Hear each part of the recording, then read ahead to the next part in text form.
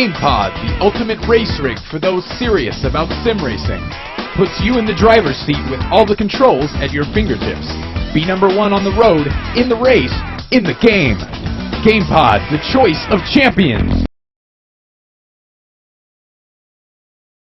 Hello everybody and welcome to the 7th round of the Virtual Clio Series here at OLDRing, presented by TouringProSeries and sponsored by none other than GamePod.co.uk. And firstly, we must give a massive thanks to the guys at GamePod for all that they've done for us here this season.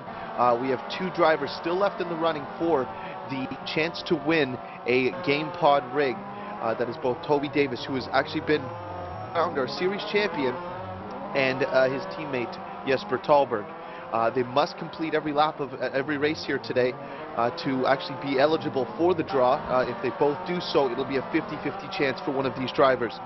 Everyone started the season with the opportunity, but only 2 remain for this excellent prize. But you need to check out GamePod. They're the longest running manufacturers of longest manufacturer of gaming rigs on the planet. So a big thanks to them for all of their support as we are here now at OLDRing. But we are with Liam Jenkins yet again here for the final round. Liam, how are you today? Yeah, great, thanks Keith. A pleasure to be here. And I think, just mentioned the GamePod competition there, you say that the only 2 guys who are eligible to win are Toby Davis and Jesper Talberg. And where are they in the championship? 1st and 2nd. And I think that really does just show testament. So if you put a lot of hard work in, you really can get the reward for it, because these guys are 1st and 2nd in the championship. They've driven every lap of every race, so no retirements, and look where it's got them. Not only 1st and 2nd in the championship, you can see the current standings on your screen at the moment. Of course, Chris Butcher doing a sterling job in 3rd position. He really is going to be going after Jesper Talberg today. He's just 1 point away, so this could be make or break time for Butcher. John Munro may be an underdog here to take a victory, and then behind him, fellow Scottish driver Gary Lennon. So the top 5 is pretty close there, and then it gets very close as the rest of the field flows through. You've got Dan Allinson there in P9, Ryan Callan currently sat there in 10th, so still a lot to be decided here, even though Toby Davis has got the title. So this one, including this track nature, really is going to shape up to be one conclusion to remember. Absolutely, and there's another thing, as we hop actually onto the game now itself, you can actually see the current times as we're riding on board with Toby Davis. You've got Chris Hack, John Munro very close, but I'm actually going to hop on Toby. I'm going to take advantage of this as he starts his lap, give you a run around here at OLDRing. As you head down this long start-finish line straight away, you're going to be headed into turn 1. It's unnamed. This is a fantasy track, but turn 1 is very tricky. As you start to go downhill, you're going to go into a fast left-right, and this is going to set you up for a short run into what's called Variante Alta. And it's going to be a right-left that basically is flat out, and you need to just get it just right, use a little bit of the curbing, fully flat out, and this takes you into a long sweeping left-hand corner called Blanchemont. As you're going to be headed around here, the car's going to feel like it wants to push a little bit, and you're going to need to be taking advantage of any draft you can get as you head into the corner called Adelaide, a 180-degree corner, and it is a full stop, 180 degrees, as Toby just drifts that little Clio in there. Yeah, very wide, so you got a lot of track to work with, but as you come out of Adelaide, you're going to be headed into a 3-corner complex. You're going to go through Maggots to the left, Beckett's to the right, and then Chapel is the final corner, and it's all about timing, and you can see Toby has nailed it just perfect. As you come out of there, you're going to be going flat out. Oh, and he just skins through there. Let's see how his time's going to look even with that. Toby crosses. See, it's amazing that with just one little incident like that, the final corner that he did pass through as those cars were wrecked there was called New Holland, and you can see it's a fairly simple track, but in these Clios will provide some excellent racing.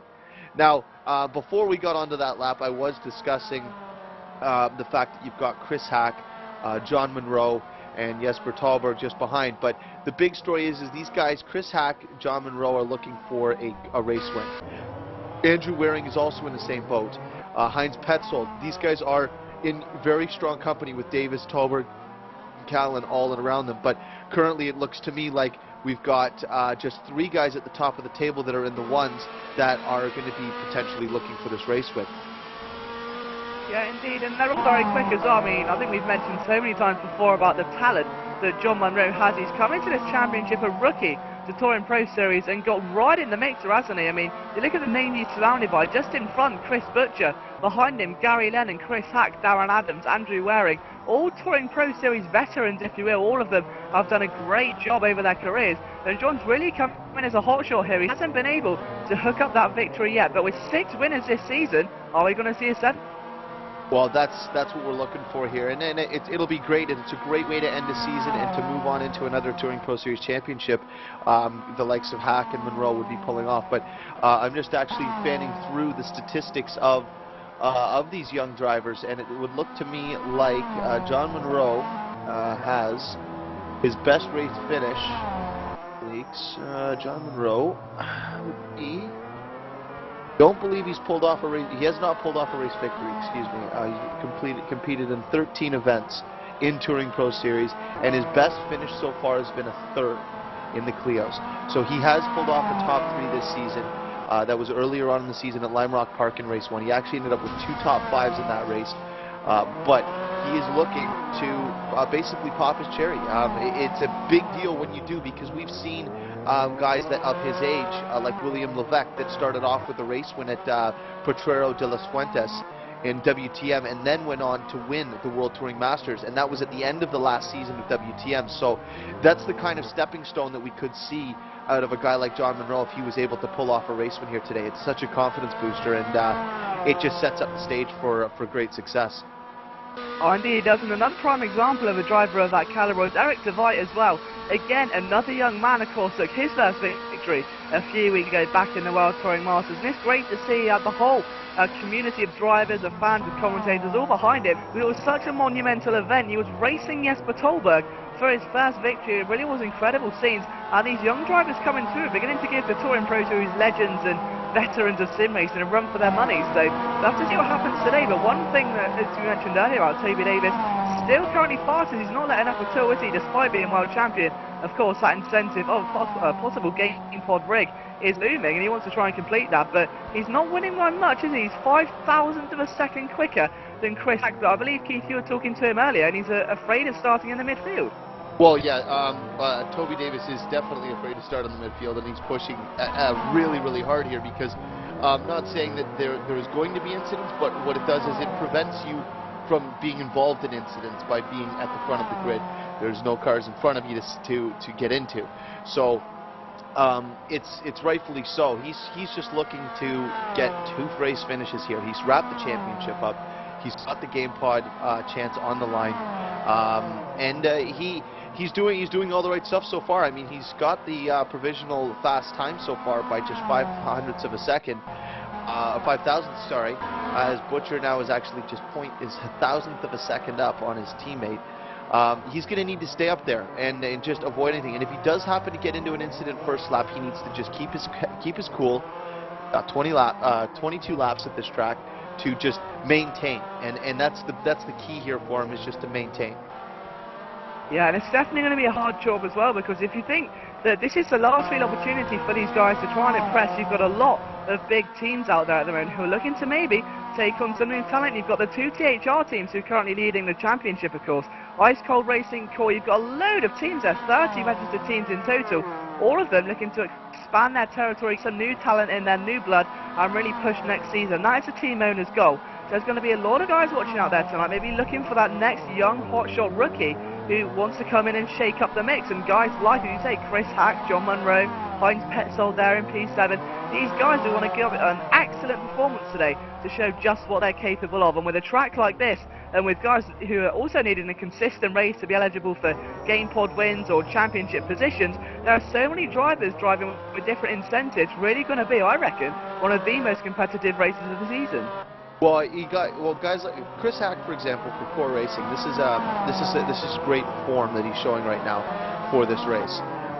If he can keep this up, if he's got decent race pace, he can expect a good result here today. Same with John Monroe. Andrew Waring's a little bit off the pace right now in the qualifying session. However, he will pick up once the race gets going. This track's very draft heavy, as you've seen when we did the track rundown. What kind of track it is you've got long straightaways. We'll hop on board with Chris Butcher is going to be starting a lap. Just to give you another idea of what it looks like around this circuit here. This is your final corner, and then you're going to be accelerating up. But you can see a wide circuit, a lot of long straightaways, and not a lot of real braking zones. There's only 2 heavy braking zones on this track: turn 1 and the corner called Adelaide. So, how not to take one of the corners, and well, I think it's a good point as well. I think that. Just curious, I actually missed what happened there. Let's see. So he just caught the inside tire barrier. So that's an example of how quickly it can go wrong here. Oh, and he barely touched it. As you can see now, just got a bit loose. That's the point there. These corners are so fast. I think that a lot of this track is actually quite reminiscent of the circuit Thruxton. Very quick, very fast flowing, a lot of fast corners, and there's just 1 or 2 heavy braking points, and because of that, brake wear isn't so heavy as is tyre wear, but in terms of drafting, it really is the key here, and you've got to be comfortable racing around maybe 4 or 5 different drivers for position, and it's going to get very tense, and it's going to be one of those circuits, I say it a lot, but this really is it's a fantasy track. It's made to kind of be one of the most challenging circuits that a driver can conquer. It's going to really separate those guys who are in that mindset and those guys who may be a bit nervous around this circuit. You need 100% commitment if you want to make a consistent run here today. Definitely, and we've got 24 seconds left of this practice session as we're going to be headed into qualifying. It's going to be another, again, just as we've done all season, Super Pole qualifying where you get 1 hot lap in, Super Pole qualifying where you get 1 out lap, 1 hot lap, and you're done. And if you do something like Chris Butcher just did, you're starting at the back of the field. So this has got to be weighing on the minds of guys like Toby Davis and Jesper Talberg, who are the guys in this run here. So we'll be back with qualifying in just a quick second.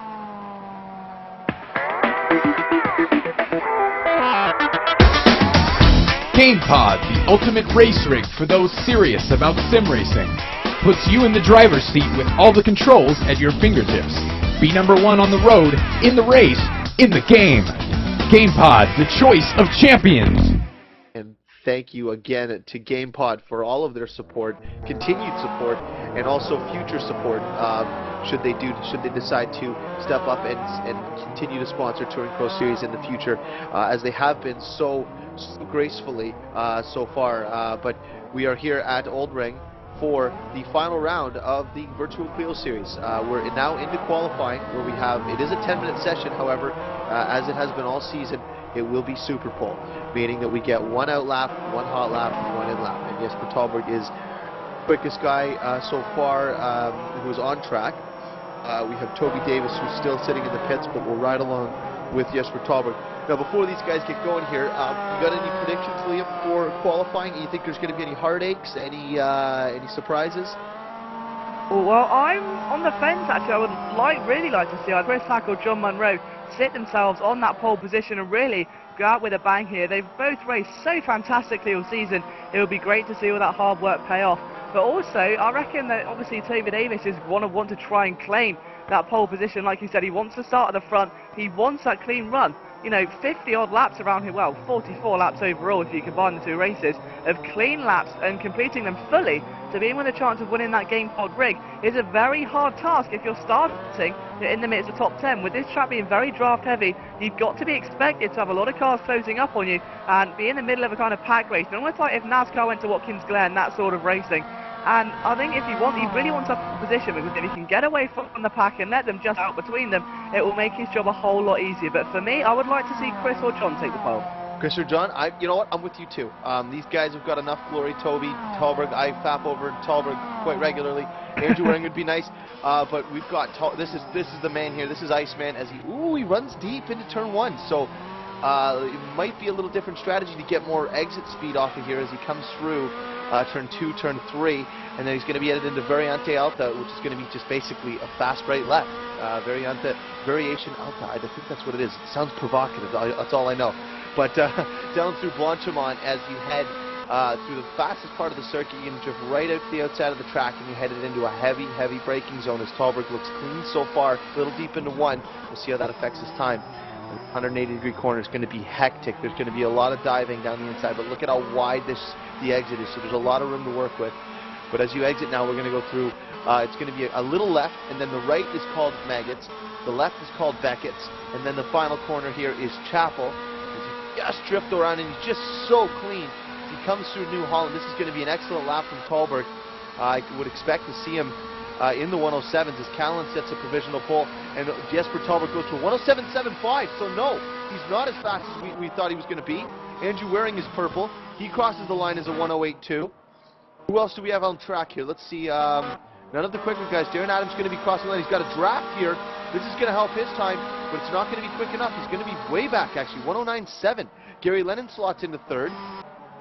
Toby Davis is headed out on track. We'll keep an eye on that, actually. But we'll see who else is actually completing a lap here as we head back to the field. There's Jay Adji going to be crossing the line shortly as he goes really deep into the final corner. Or sorry, not the final corner, Adelaide. It just seems like the final corner, doesn't it? It does. It's a very typical corner as well of this circuit. Very hard to get right. Let's see what Jay can do here then. Coming in towards the end of the lap now through those maggots. Beggets and Chapel through the final corner. What's this going to be? He's looked very good so far. Gary Lennon's gone purple, as you can see. A 178. What's this for? Oh, and it's a very good time as he crosses the line. Puts him sixth.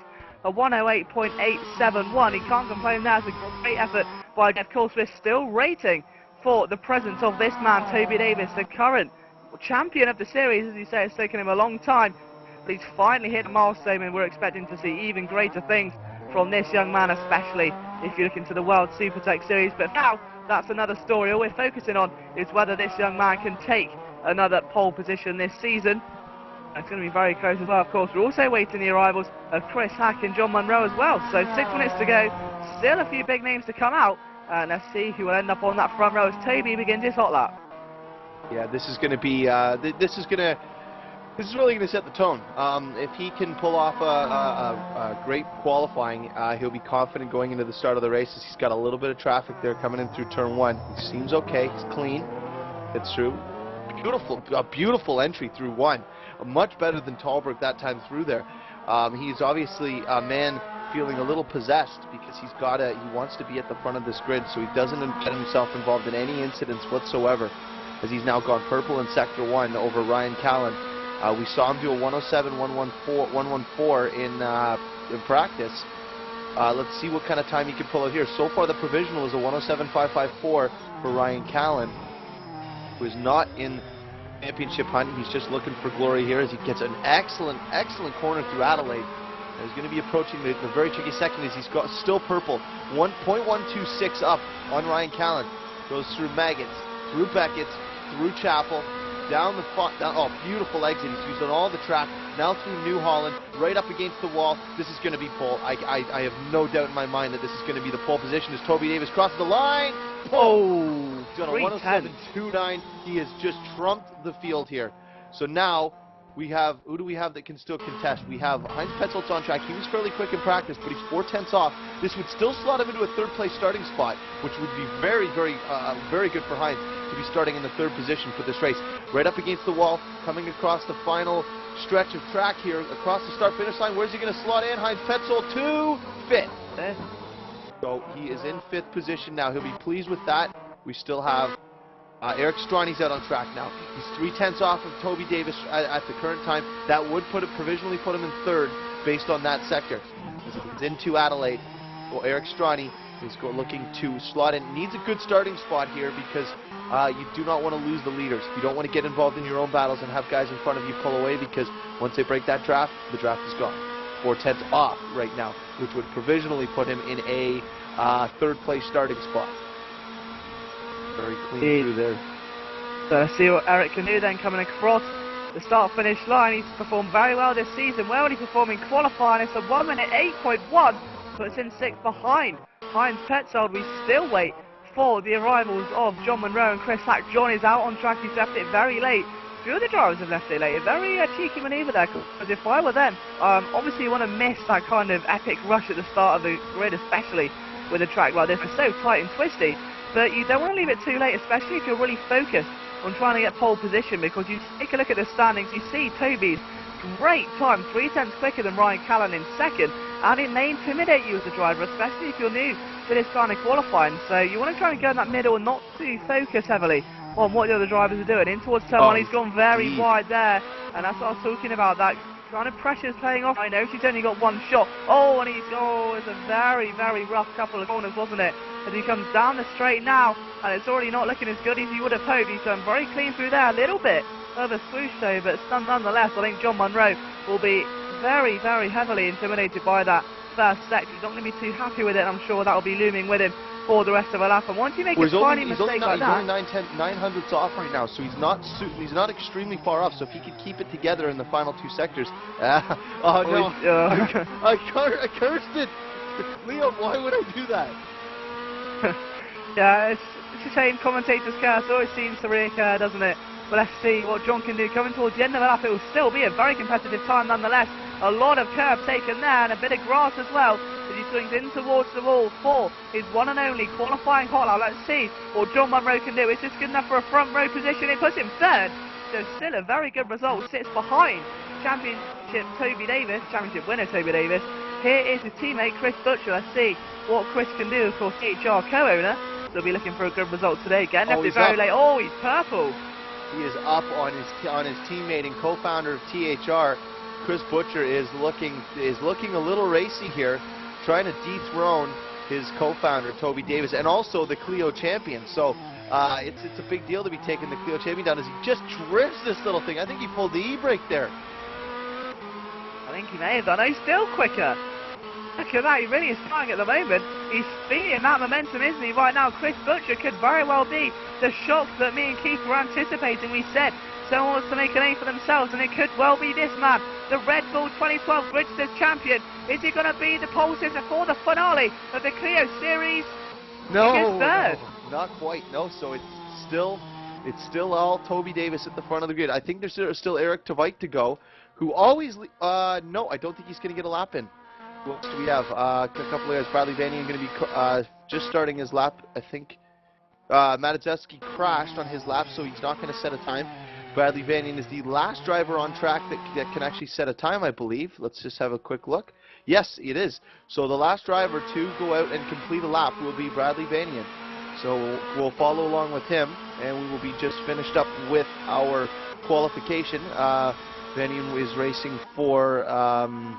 excuse me, I'm just having a moment here for Optimal Motorsports, as he's looking to just slot himself into a good starting spot, so he's not a little ways back and just going to avoid any carnage that could potentially come. But just while we're watching this lap, there's a few things to note. You've got like Chris Hack back at a 108.0. He did a 107.1 in practice. So a lot of these guys not stepping up to what they were able to do in practice, John Munro being one. Actually, everybody. I mean, we saw Toby Davis, John Munro, Chris Hack all on a 107.1. Chris Butcher was at a 107.3. Or sorry, Jesper Tolberg was at a 107.3. Butcher was at a 107.35 or 4. As Bradley Vanian slots it in at 13th at a 109.288. So he's starting halfway through the field. Great place to start. Can take advantage of anything that may happen at the start of this race. But our grid is now set here at the OLDRing Park, which is actually it's a fantasy track that was originally created for rFactor back in 2007. It was created by Gundam and Utco. You can check them. You can check that download. All you got to do is type in OLDRing Park rFactor on Google, and you can find it. Great track, but all the textures and everything that on this track have been done by our man Ryan Callan. But we are here now, going to go through the warm-up grid. We'll give you a rundown of the entire grid in just one moment, so please hold tight.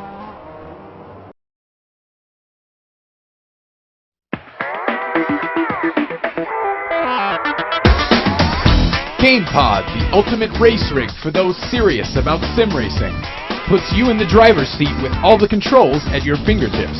Be number one on the road, in the race, in the game. GamePod, the choice of champions.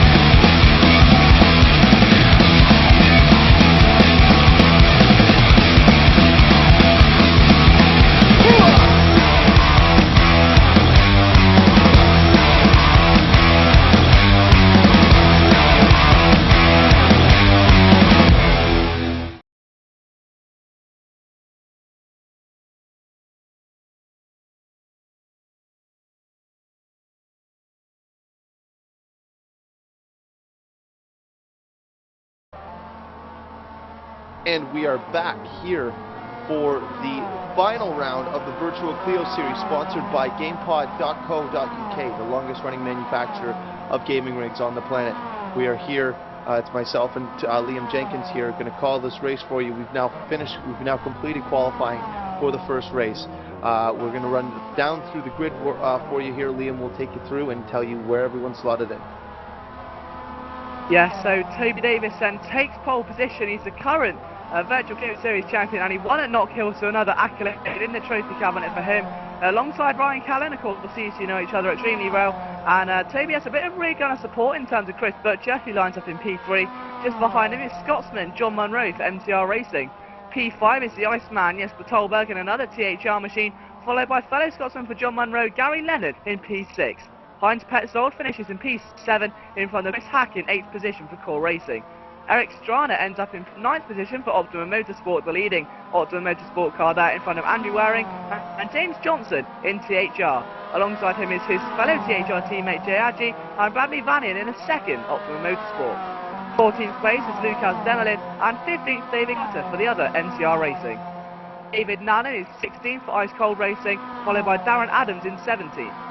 Matt Emmons and John DeHaas finish in P18 and 19 respectively, and P20 is Jonathan Occupants and another Optimum Motorsport machine.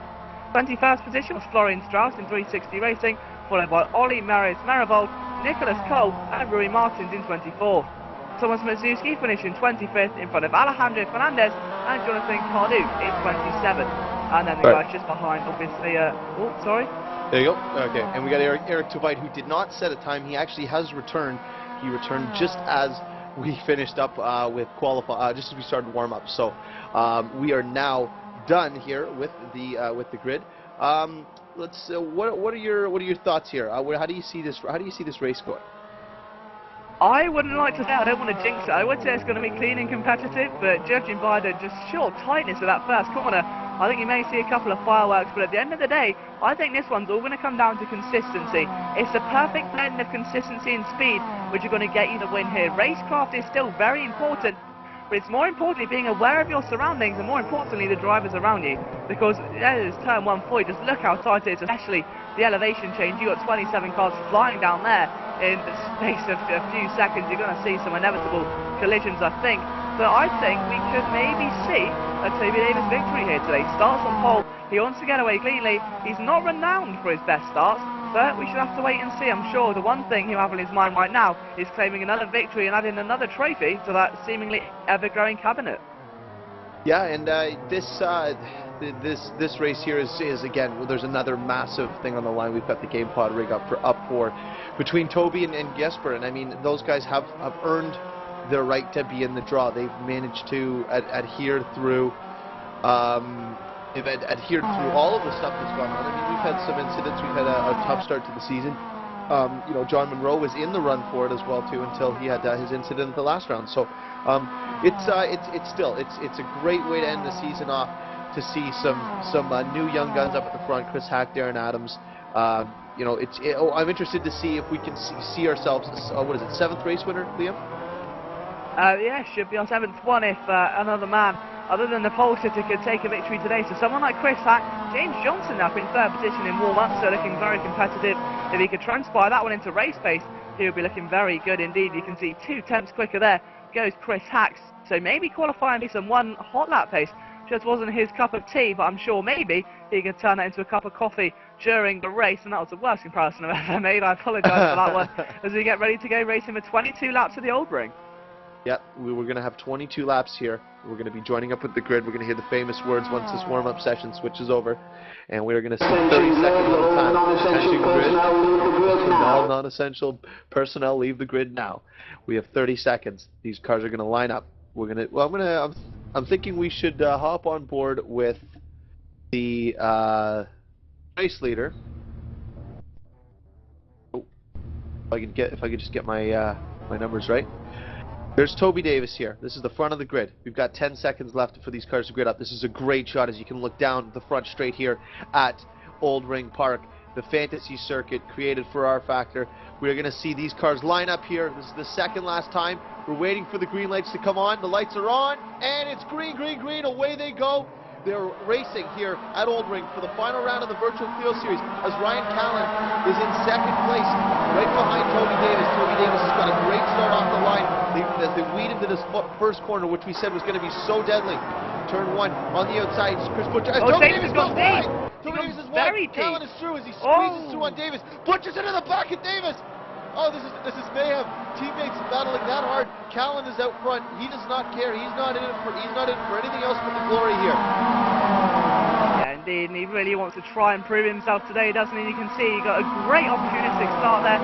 When right to fourth, then Tolberg remains in sixth. Andrew Warren getting past Chris Hack. Seemingly a good start by all involved. Eric Strana currently still P11, James Johnson at the P10, but Davis eager to get that lead back. He's got to finish every lap of this race to be in contention. You can see they'll pile round Adelaide, and it's very close, isn't it? There's almost a little bit of argy-bargy going on in the background, but as they all flow through, very clean driving so far, and Chris Butcher got under a bit of pressure there from Monroe, it seems.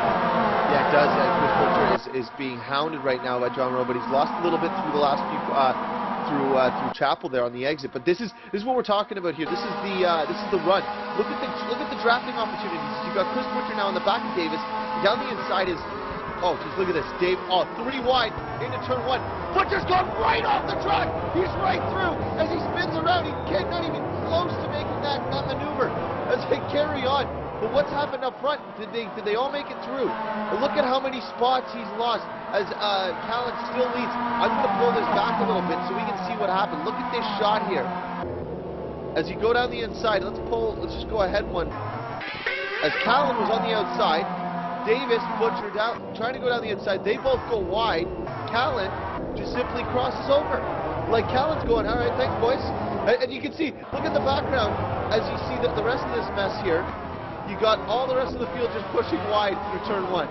Fantastic. I think John Monroe was caught in that one as well. He's seemingly, oh no, he's up to second. It's a great jump there by him. So somehow took advantage of that, just like Ryan Callan. So those who really did take advantage there. So if John Monroe can overtake Callan, it will be the 7th winner of the season. So he's definitely got that in his eyes, as we would love.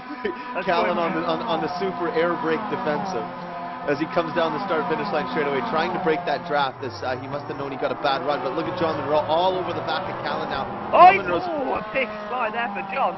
Eating a little bit of curve. No, you're eating a little bit of curve, and that'll get your tires heated up very quickly. So we need to keep these guys back a little bit. We've got, so there's the 2 guys in the run for the racing ring. Chris Hack in 5th, Gary Lennon in 6th, James Johnson in 7th. Made a nice move up. Heinz Petzold in 8th, Jay Agee 9th, Butcher back in 10th, Devlin in 11th, Strauss in 12th, Mirabold in 13th, Caradiff in 14th, Carter back in 15th, and Vanian in 16th. And you can see a couple of cars in the pit lane there. Yep, we've got, that's it. Let's see if we've got a couple retirements here. I think we've got, goes up a little bit there. We've got Eric Strani has been retired in an accident. Andrew Waring out with suspension damage, and Thomas Matiszewski is out as well. So those are 2, Strani and Waring were looking to be potential contenders here in this race, as now we've got Toby Davis has set the fastest lap of the race. Toby's on a charge, isn't he? He's realised. Oh my God, he can't really get the comeback, and they're still side by side. And oh, great defending there by Callan. But I'm sure he must have been caught off guard, and now John's got to be careful, because look at the amount of time Toby Davis has gained from that one. John has got to be careful. He's in a certain predicament right now, where if he goes to move like that and he goes too deep into turn 1, like we've seen 2 times already in 4 laps, and he can lose so many positions. Butcher was the latest casualty of that one, and he right now is back at the P9, but he would love to be right up there fighting for the lead, like John, Ryan and Toby are doing very respectively. Into Adelaide they go, and he's gone a little bit deep, but nothing too major today. Got back on the apex very nicely as Callan takes a little bit off the curb. But look at that, though, from 1st to 3rd, separated by less than a second. So this one really is anyone's race at the moment, and Toby has really recuperated well after that. He's lucky not to be a lot further down the field like his teammate. Yeah, exactly. I mean, he managed to come out with that. But look at this run here, as Callan knows that he's got to break this draft. It's just moving all over the start-finish line should, but John Monroe seems to be carrying a ton more speed and using the draft effectively, as Chris Butcher sets the fastest lap of the race. You've got John Monroe hounding the back of Callan up front here, but again, this is going to be who can manage their tires a little better, because as you can see, John Munro is not wasting any of his tires at this point. Sorry, he's not saving any of his tires. He wants the lead. He wants to get ahead of Callan early. Indeed he does, and he's definitely showing that right now, isn't he? You can see Toby Davis just behind there, really pulling away from the rest of the field. So these guys have already established a 1.3 second gap. Back to Toby Davis up the inside. Goes John Munro into Adelaide. That's very tricky. 180 degrees, and they're still side by side. And now I don't know how Callan has held on for so long, and he's still on the inside, and he's reluctant to give up his, and he has nothing to be lost here between these two. They've got nothing to fight for. He accept his victory. John's got it. He's in the lead, and of course his best result of the season so far is a third. He's 2 above that right now, gunning for a win as Callan looks to come right back now. He's all over that rear wing, looks to go to the outside. John heavily defending that inside with all he's got under that Clio, and Callan forced the long way round. We've seen what happens when you go around the outside of turn 1 before. And look at Davis in there very craftily. Oh, he's a little cheeky, gets into the back corner of him as Callan is trying to make his move back by. He's not wasting any time as they both slide through turn 3. John Munro has the lead now. He will be ecstatic with that as they're going to be coming up on some lap traffic here just shortly. And also someone who's missing their front clip. John Munro leads this race with Callan in tow. Toby Davis in third, and I don't think we're going to see any crazy shenanigans from Davis because he needs to finish.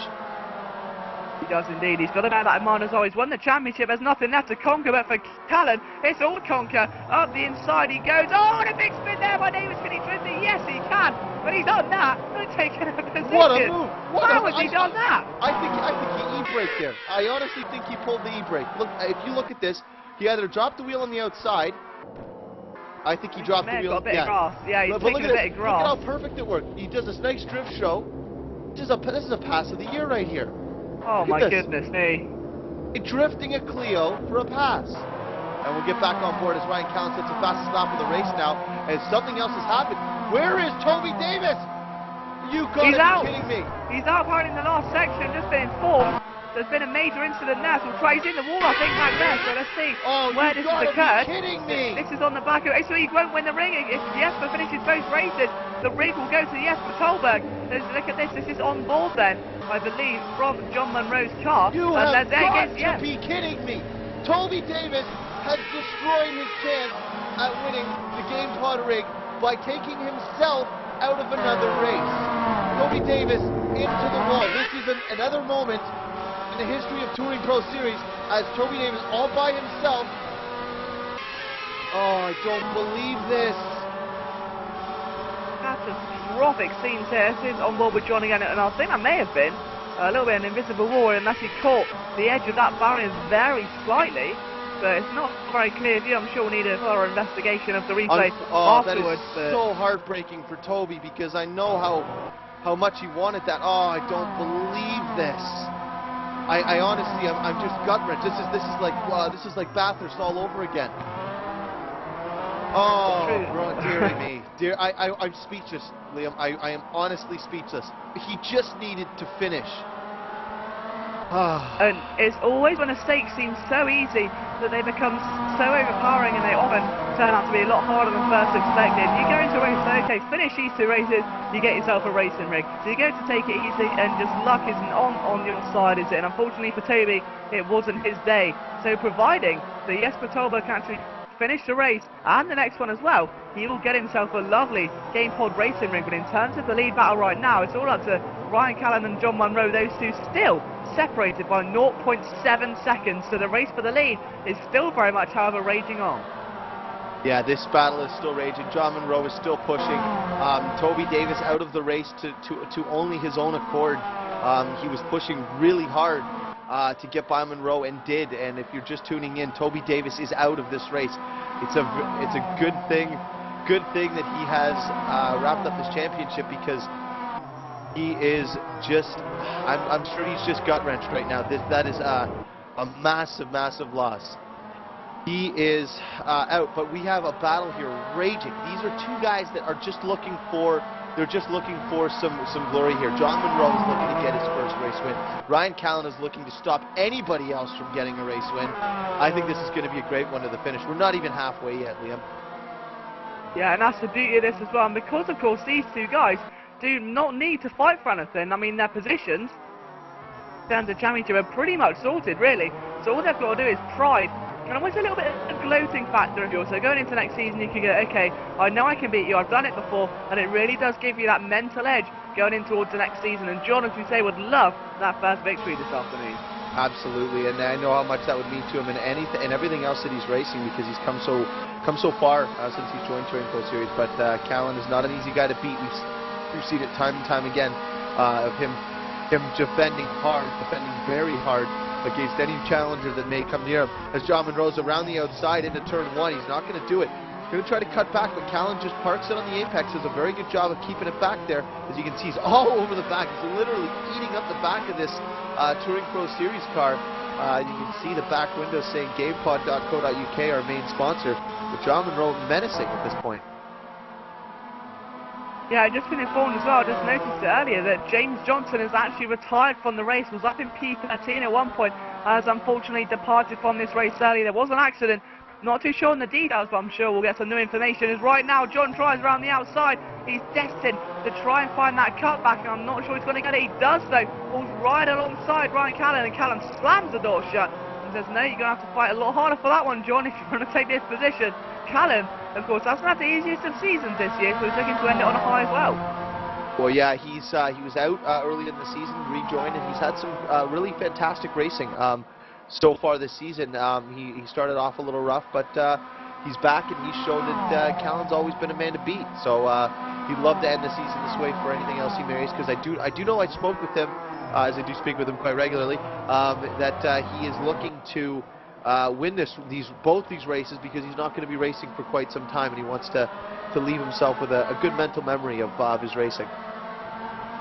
Yeah, and I suppose what you want to do as driver as well, before you take a break, end on a high, not necessarily a championship, but definitely a podium. And the last thing you want to do is end on a low, because it can damage your mentality when you return, almost like a Michael Schumacher kind of thing. He ended on a high, came back, wasn't quite what he expected, and took a break. As right now John Monroe's the opposite, looking to get round the outside. As and a bit of a catch there, and Ryan May have just picked up the pieces slightly, as John got a little bit sideways, but he's very feisty right now, isn't it? It's not too often you see a move through there.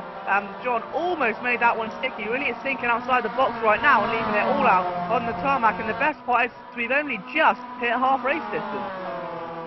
Yeah, this is, and also if you notice, I'm just trying to keep an eye on the gap there to Chris Hack. That's what we need to see, because it has closed significantly while these guys are battling, and Callan is defending hard, and then we're only at the halfway mark. As he did it!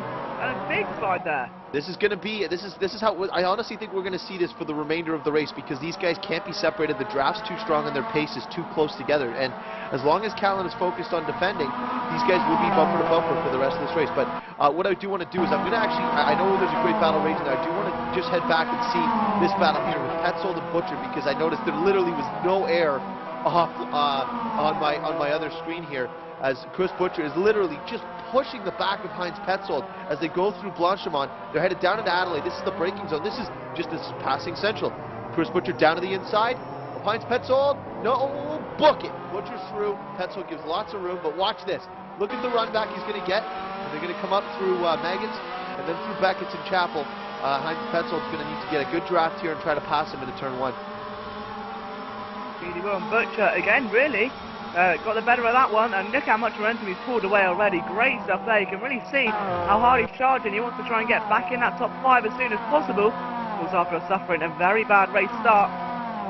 Look at the gap there at the moment between the two leaders. They crossed the line with 0.0 seconds. They're separated by virtually nothing.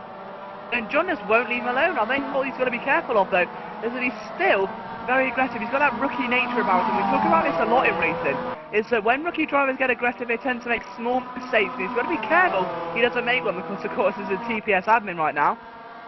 Well, and he's got to maybe try and a sensible pass, to say the least. Just a little sensible. But no, I mean, John's going to race just as clean as he can, but I can tell you right now, Callan is basically doing, if there's a scale of 1 to 10 on the defensive driving scale, Callan's on a 12 right now. And you know what, there's nothing wrong with that. All it does is it just makes it extremely difficult for the people behind to pass, and it allows the people behind you guys to close. Chris Hack, 2.2 seconds. Who is that parked in the background there? I just caught a look at that. Let's see who is parked over in final few corners. I'm not sure who I think they're already into the pits, but we've seen a fair number of retirements here today through those final corners there. They seem to be catching everybody. We've got how many retirements? We've got Matisevsky's out, Waring out, Stronny, Karaduk, Darren Adams, Toby Davis, David Nanan, James Johnson is out, Alejandro Fernandez is 3 laps down, I think repaired some damage. Olmerius Mirvold is out as well. This track is definitely taking its toll on these drivers here, as we only have currently we have 18 drivers remaining running.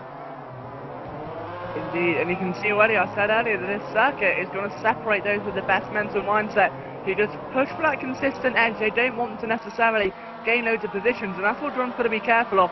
Every time he doesn't make a move, you begin to get a little more frustrated, and with the laps being so short, the lap count just keeps ticking and ticking and ticking. We're on lap 14 now.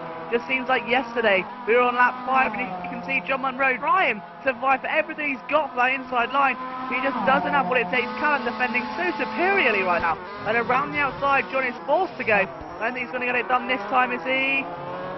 No, he's not. He's forced, and he's trying to push it, but he just can't get it done. And Callan must be done, as you say, the defensive drive of a lifetime right now. This is the Ryan Callan we're used to seeing, and this is what makes him such a formidable opponent around this circuit, as Munro, as we say, just gets a little more frustrated each time. It's a great run through Blanchimon.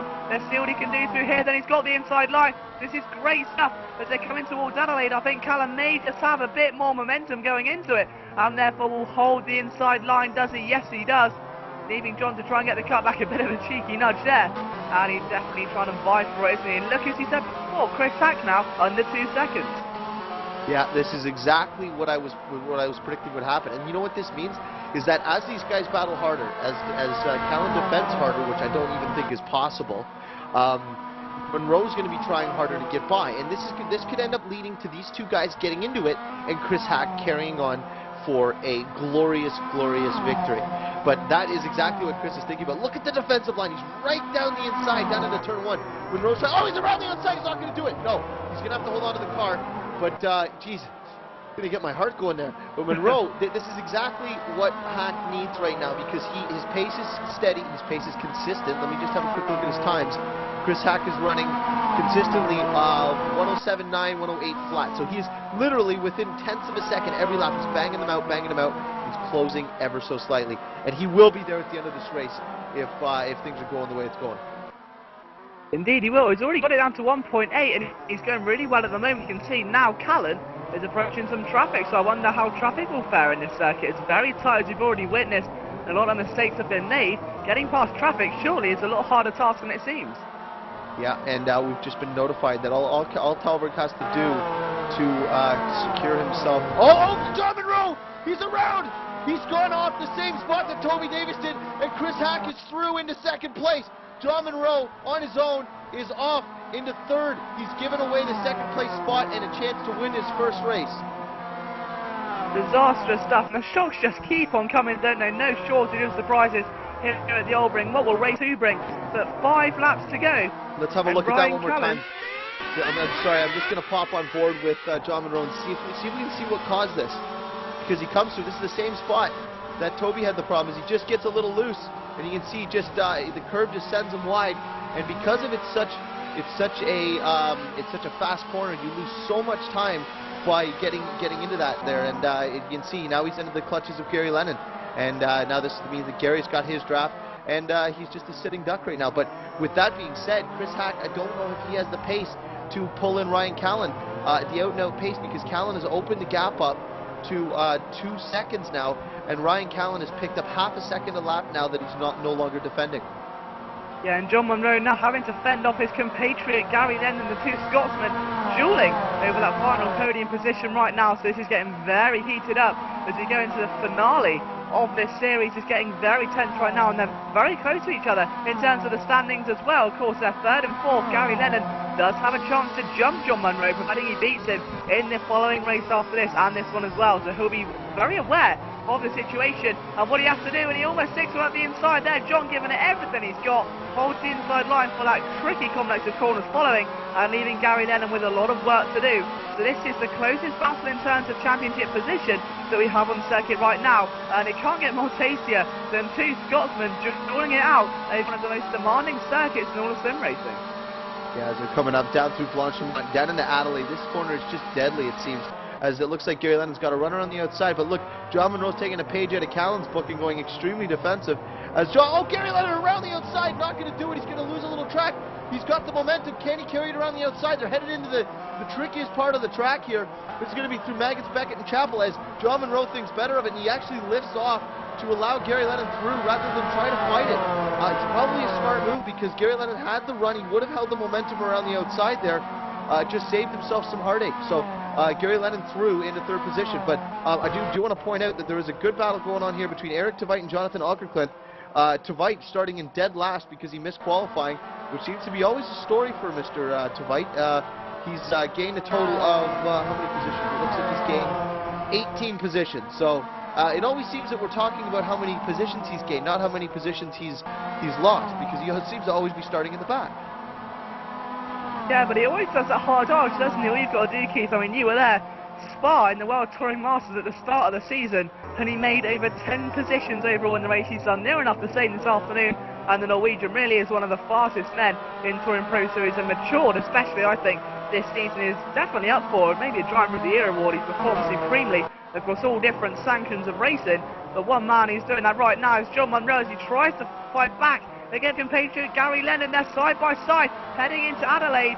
That's Maggots and Chapel, I beg your pardon, and they go through, and John Monroe still manages to hold off that position once again, to Gary Lennon back down into P4, and with just 3 laps to go, including this one, this is going to get very tense now. It really is a last chance opportunity. Gary Lennon knows what's at stake here, as does John, immediately darting for the inside line. Gary having to swoop it around the outside, the line that John has been so used to all race. John goes a bit wide, Lennon goes through. I think that may have been a bit of contact there though, and a cheeky nudge from Lennon may have secured that one provisionally. But look, he's joined the battle just behind them, none other than THR's Jesper Tolberg, and this is going to get very interesting, because if there's any mistakes he needs to, then Jesper will be surely bumping up into the 4th position. I don't think Jesper's doing anything of the sort. I think he's just driving around, and actually he's at least keeping distance, because he's looking to just finish this race. He's in contention for that prize. I mean, that's a big deal. He's not going to, obviously if someone goes off the track, he's going to take the spot, but I don't see him throwing one down the inside, pushing too hard, throwing the car sideways. He's going to be a little reserved here, and that's what you need to do when you've got something as big as that on the line. We've got Monroe, who was battling for the lead just a little while ago, is now back, and he's struggling to keep a top 3 finish here, as you've got Callan leading. Ooh, wait a second, Callan Hack on the final, second, we're on the 21st lap now, penultimate lap, as Hack closes in on Callan. Big time. Let's see what the gap looks like here. This is from the front of Chris Hack's car. Ryan Callan is almost within tow rope reach here. So if he could just get into the draft here, we might actually see a potential pass for the race win. Down to 1.1 seconds. Chris Hack, a man possessed, has closed things in. He sees Callan, and he can actually taste his first ever race win. But if he finishes like he does here, this would be his very best. This would be his very best race finish. Chris has finished. He's competed in 12 racing events. I think 16 racing events at Touring Pro Series in total, and his best result. I'm just actually looking. You want to see? Oh, look at the gap though, Liam, down to 0.9. Indeed, and Chris Hack really is hacking away at that lead, if you pardon the pun. Onto the final lap they come then. All Callan has to do to retain this lead and confirm another win for him this season is hold off Chris Hack, who is now currently 1.3 seconds away. It's a 1 minute, 8 second lap roughly. It's coming a little bit deep in towards turn 1. but all he's got to do is hold him off. And Callan, of course, has already taken 3 wins this season, so for win number 4, he's got a simple task. And look at this, they're still raging on now. This is John Munro and Gary Lennon now for the final podium position. Let's see who can come on top for this one, as that gap keeps skyrocketing between Hack and Callan. Just goes back and forth and back and forth. But one thing they hope for certain is Lennon can get past Munro. Munro hoping the complete opposite. Lennon's got a bit of a run now, and then this really is do or die scenario. Nothing to lose here. Round the outside for a potential extra championship position for P3. Oh, he's trying to get the car back and he's hit it. And Munro's gone off a bit. He's managed to save it. And there could be some controversy around that one in the forums after the race. A cheeky move there by Lennon. I'm not sure if it was intended, but this could well have looked the deal for P3. I think it did, and John Munro tried to park. He parked his car on the apex as Lennon crossed down. He had nowhere to go. The car was parked there. He just got into the back of him, and he just went a little wide, set him through. So Callan takes the win. Sorry, we caught the end of that, but Callan takes the race win, rightfully so. Pretty well almost a wire-to-wire victory, as Chris Hack gets his best finish ever in Touring Pro Series history in a 2nd position. His previous best result was two third-place finishes in this exact series. He took a 3rd in Thruxton and a 3rd at Verona, I believe, and also a 3rd at Knockhill, so 3 thirds, but now he's taking a 2nd. Gary Lennon in 3rd, John Munro 4th, Jesper Talberg in 5th, Heinz Petzold in 6th, Chris Butcher in 7th, Jay Adji in 8th, Eric Tveit in 9th, and in 11th, I believe, was Lukasz Demelin, who crashed out on the last lap, unfortunately. Bradley Vanian will be coming through to take a 10th place finish spot. There's Bradley Vanian as he crosses the line. And then we've got, following him is David Carter, followed by Bjorn de Haas. Lukasz Demelin, our league admin, actually crashing it on the very last lap, so very unfortunate for him. But those are the cars that finished on the lead lap, as Demelin is going to be counted around. But this is, that'll be finishing up the first race here. There was more finishers. We also had Lukasz Demelin 13th, Matt Emmons 14th, Walker Klimt in 15th, Rui Martins in 16th, Alejandro Fernandez 17th, Florian Strauss in 18th with an accident, and then there was just another remainder of retirements. So we will be back in just a moment, and we will provide you with some more action here from OLDRing. So please hold tight.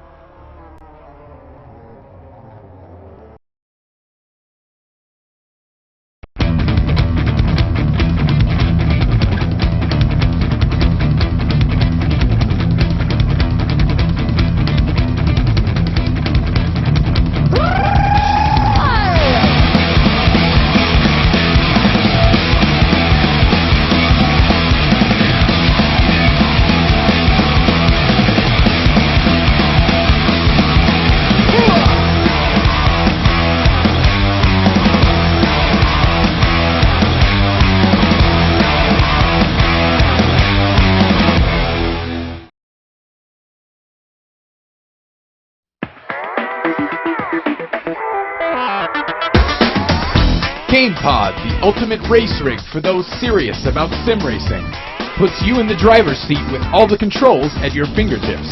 Be number 1 on the road, in the race, in the game. GamePod, the choice of champions.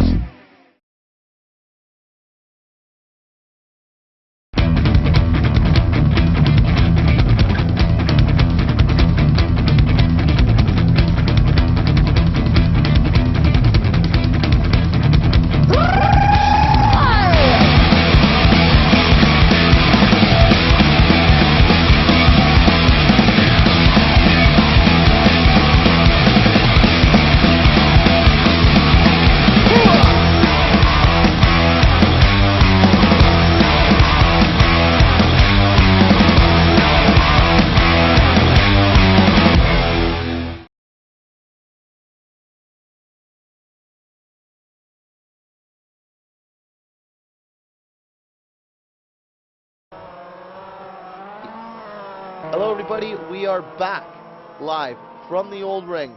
I'm here with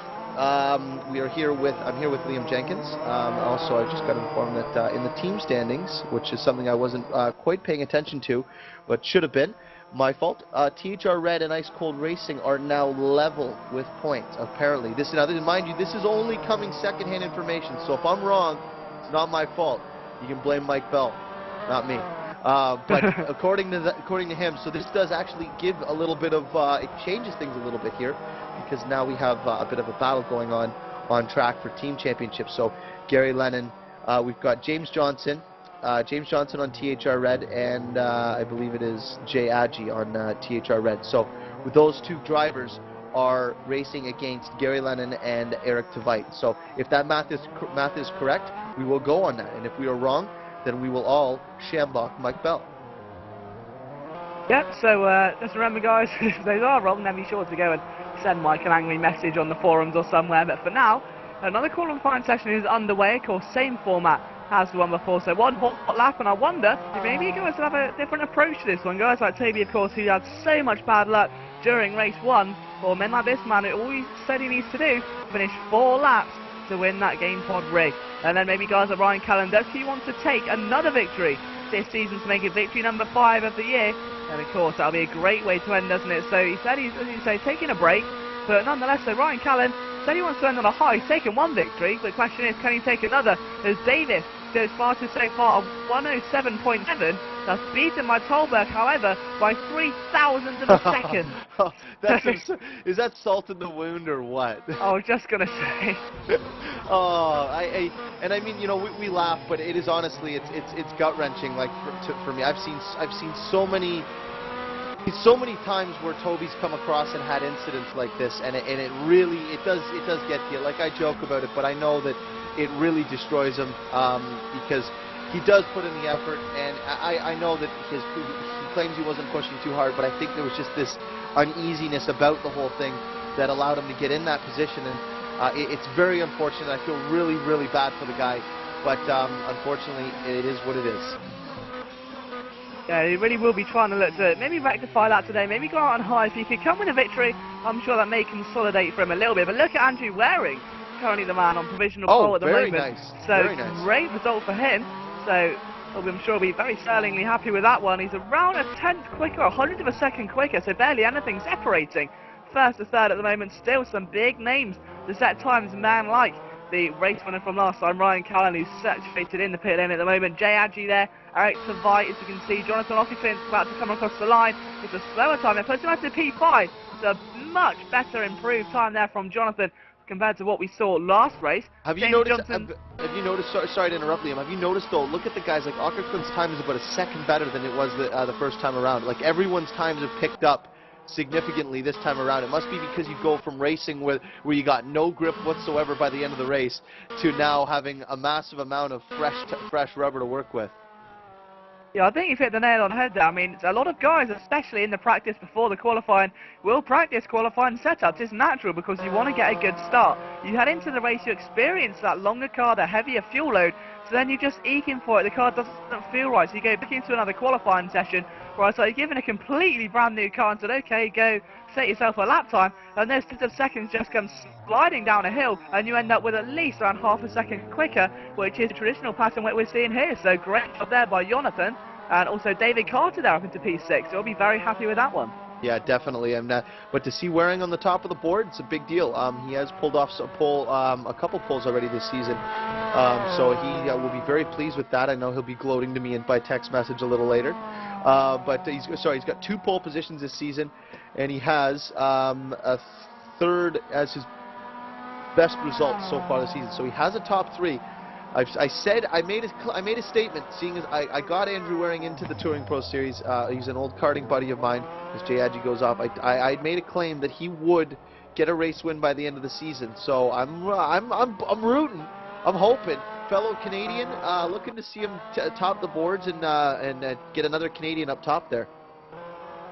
Yeah, so Keith, certainly picked a little fan favourite for you there, Jesper Tolberg, the man who's sat just behind him in P2, and that's one man you never want exactly just behind you, as you can see Chris Butcher just maybe trying to kill some time and taking the views of this picturesque circuit before setting a lap time. Of course, he'll be looking for a much better result in race 2 after the tragedy he experienced in race 1, of course, fighting for the lead, and it just wasn't to be his day, as with his teammate Toby Davis, who's currently first, so a better result for Toby, but he would have loved to be on that front row. As Eric Strand goes into P6, so good result by him. I think that's just a testament to how quick Jonathan Ockecliff's won. That's a great result for him so far, especially if he finishes there. But let's see what Chris Butcher can do in that THR machine going in towards turn 1. The scene, of course, where provisionally ended his race almost. He got himself back up in towards the top 10. It was a tremendous fight back through the field. It could have been a lot worse, but also a lot better. So we'll be hoping to try and, oh, he's gone wide almost there, catching a little bit of grass. I'm sure that'll be one for a slow-mo highlight reel through the chicane. You can see Chris Hack, I believe, in the background. So looking very good for him so far. He's 2/10 off the lead though, so still though not too far away. That'll provisionally put him 4th place if he could maintain that kind of pace at the moment. Let's see what he can do as he comes up towards Adelaide, of course, one of the very tricky corners on this circuit. Swing the car right around. Oh, he's done that beautifully, hasn't he? So coming in towards the end of the circuit now, getting ready to go through Maggots, Beckett's Chapel. And let's see how quickly he takes this, of course. This was the scene of where Toby Davis's race was prematurely ended and taken from it. Oh! Really sideways, and it's going to affect his entire run, and he was close enough to possibly contend, but I don't think he's going to do it. I think he's going to be back in 5th. So one mistake. So I have Ryan Callan on track, who is setting a lap right now. I don't know if he's gone. Let's see if he's gone purple at all. Ryan Callan out on track in 21st currently as he comes through at Adelaide. A tight corner, but Ryan Callan, who was our race 1 winner, was super defensive. He's 7/10 off.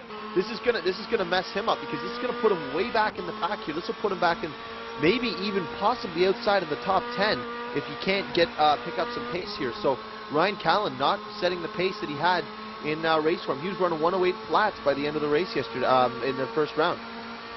Yeah, it's going to dent his time as well. Only a 10th for Ryan Callan, and how much already is this grid shaken up? We've still got a few more guys set times out there, this man being one of them, Chris Hack.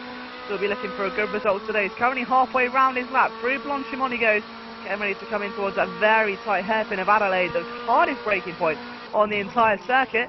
You can just see very careful not to break through that, and he's done a little bit, but nothing too major. He goes over the apex. Very clean so far for Chris Hack, and he's always up as well. Purple. 2/10 of a second. This is great stuff here by Chris Hack. Question is, as he goes through the next complex of Maggots, Beckett's and Chapel, is this going to be enough for him to sit on pole position? It'll be a real shock to the world. What has Chris Hack got underneath that machine? He's looking very good right now. Is this pole position? He's got pole! He's done it! He's what a taken the pole! 7.5! Wow, what a lap. So now the question is what does John Monroe have? Can John Monroe answer? Eric Tveit is going to get a lap in this time. That's very unusual for him. Normally just doesn't qualify. But John Monroe is here. Oh, and he's stuffed his out lap.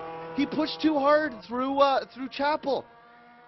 Because that's going to affect his entire run down into turn 1. He's going to lose about 10-15 kilometers an hour. He pushed too hard on his out lap. We'll see when he crosses for the first sector, but... And look, you see, he's one mistake rattles into another. He pushed a little too deep into turn 1, down through 2, down through 3. And he's going to be headed up to Variante Alta. He's just dropping wheels everywhere. He's pushing hard, but sometimes it takes dialing it back a little bit so you don't make those little mistakes, because that's what costs you the time. Now, I'm probably going to get set right here by him going purple by like 0.3 of a second, but it looked a little messy. Yeah, and again, it's just that pressure that gets to you. Of course, he's still new to this series relatively, and it's hard because qualifying pace, all eyes are on you. It's not like you've got 10 minutes, you can mess around a bit, or just have a couple of duff laps before you do that one important banker. Only 600s off of Chris Hack, and also just to note, I said Eric Tveit was finally going to qualify. It looked like he was off the track in his hot lap, but John Monroe is going to set a lap. He's close enough to possibly dethrone Chris Hack. Can he do it? Pole! Yes! He's taking the pole. John Monroe has got pole position at a 107.438. I will eat my words. I thought you were going to say something else there. John Monroe, absolutely brilliant stuff, and that's his best result all season. He couldn't quite get the win in race 1. He's got a second chance in race 2, a pole position. The young Scotsman will be absolutely elated with that one. Oh, that is a massive result for him. As now Eric Tveit is crossing the line. He's just drifting around. Eric Tveit, he may qualify better than he started last time. He started dead last the last race. So anywhere ahead of dead last is better than that. So he's 21st. So he's made up a few more spots he won't have to make up during the race. So well done to him.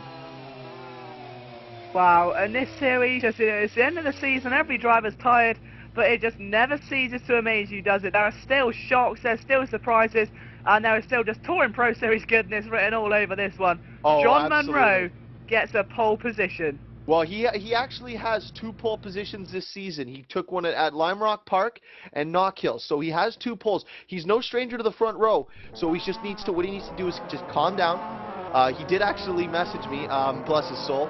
He messaged me apologizing, sorry about my stupidness, I let you down.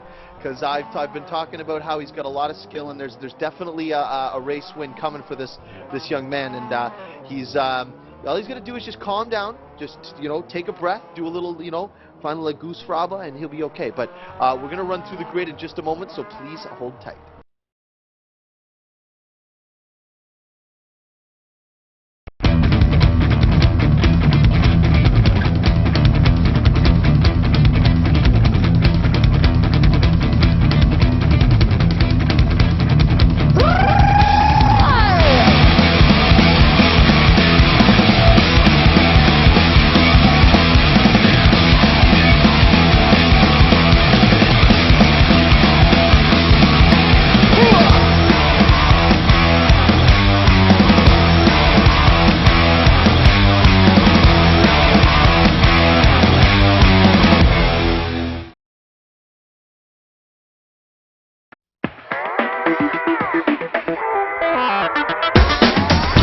GamePod, the ultimate race rig for those serious about sim racing. Puts you in the driver's seat with all the controls at your fingertips. Be number 1 on the road, in the race, in the game. GamePod, the choice of champions. And we are back, and I need to give a massive thank you to our sponsors, GamePod.co.uk.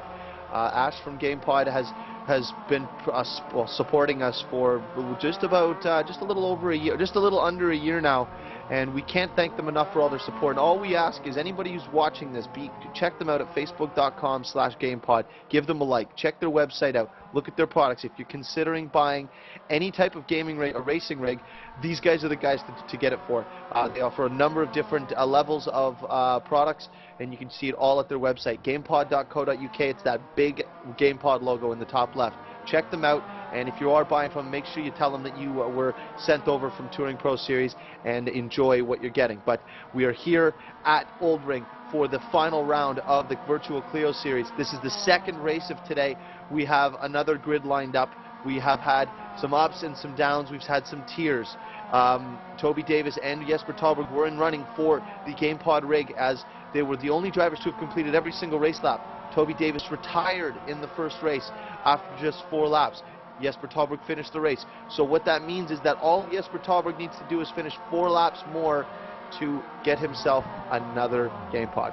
So you just need to keep your eyes glued here. We're going to see a good race, but Liam's going to give you a rundown of the grid.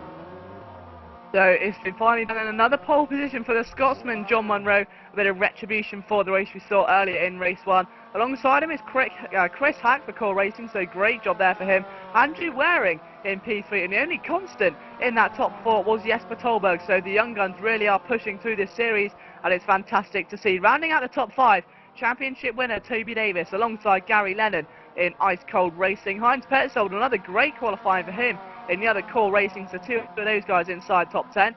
Chris Butcher starts just behind Toby Davis on the next row of the grid in P8. Jonathan Ockerclint had a great qualifying up into P9, and Bradley Valiant gets himself into the top 10, so I'm sure he'll be thoroughly pleased with that one. Yes, sorry, just one moment. I was just actually, John Munro is actually just giving me a couple words in TeamSpeak here, saying I'm gonna make sure I don't mess up this time. Right, so 11th place, Eric Strand for OLDRing Motorsport in front of David Carter. 13th has been blanked out. 14th is Jay Adji. 15th is Darren Adams of Core Racing. And 16th, another THR of James Johnson, who'll be hoping for a better result this time after a DNF in race 1. Jordan Cardo is in P17 for OLDRing Motorsport. Oli Maravold is in P18 for It Gets Better. Alejandro Fernandez sits in 19th position in front of Bjorn de Haas in P20. Yeah, and I'm just giving a quick look down to the the Touring Pro Series cars. This will be the last time it's going to be seen this season as we're finishing the Virtual Clio Series, but we've got a few more drivers that Liam can get to.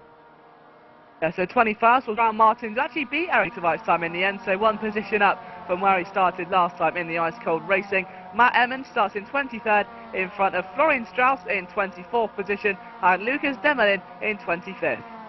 That is going to be the final grid of the season. We are now out of the warm-up. Well, we'll be out of the warm-up just shortly here, as these guys are just getting around. This is going to be on Andrew Waring's car. I just wanted to give a little Canadian pride here as he's rocking the Canadian flag up top. Oh, Canada. But a couple guys here looking for their first race win in this race. Andrew Waring, John Monroe, Chris Hack. These guys are. I know what it's like to get your first win. It is a great feeling to get it, and it lifts a huge amount of weight off your shoulders. It does, and he really wants to try and carry that momentum as we get ready to go racing, but he's got a lot of pressure, hasn't he? Well, pressure is the champions that come through are the ones that can handle the pressure, and sometimes it takes buckling under the pressure to build a resistance to it. And I can't tell you how many, before I raced in the ATCC Season 1, how many times I would fail in races over and over, leading, and I'm the quickest guy. And it does really take failing to build up that resistance to become a winner. And you know what? He's suffered through a couple things. This could be that moment where it's kind of just where you just hit that hum, and now it's just all, I don't know what is it uphill or downhill?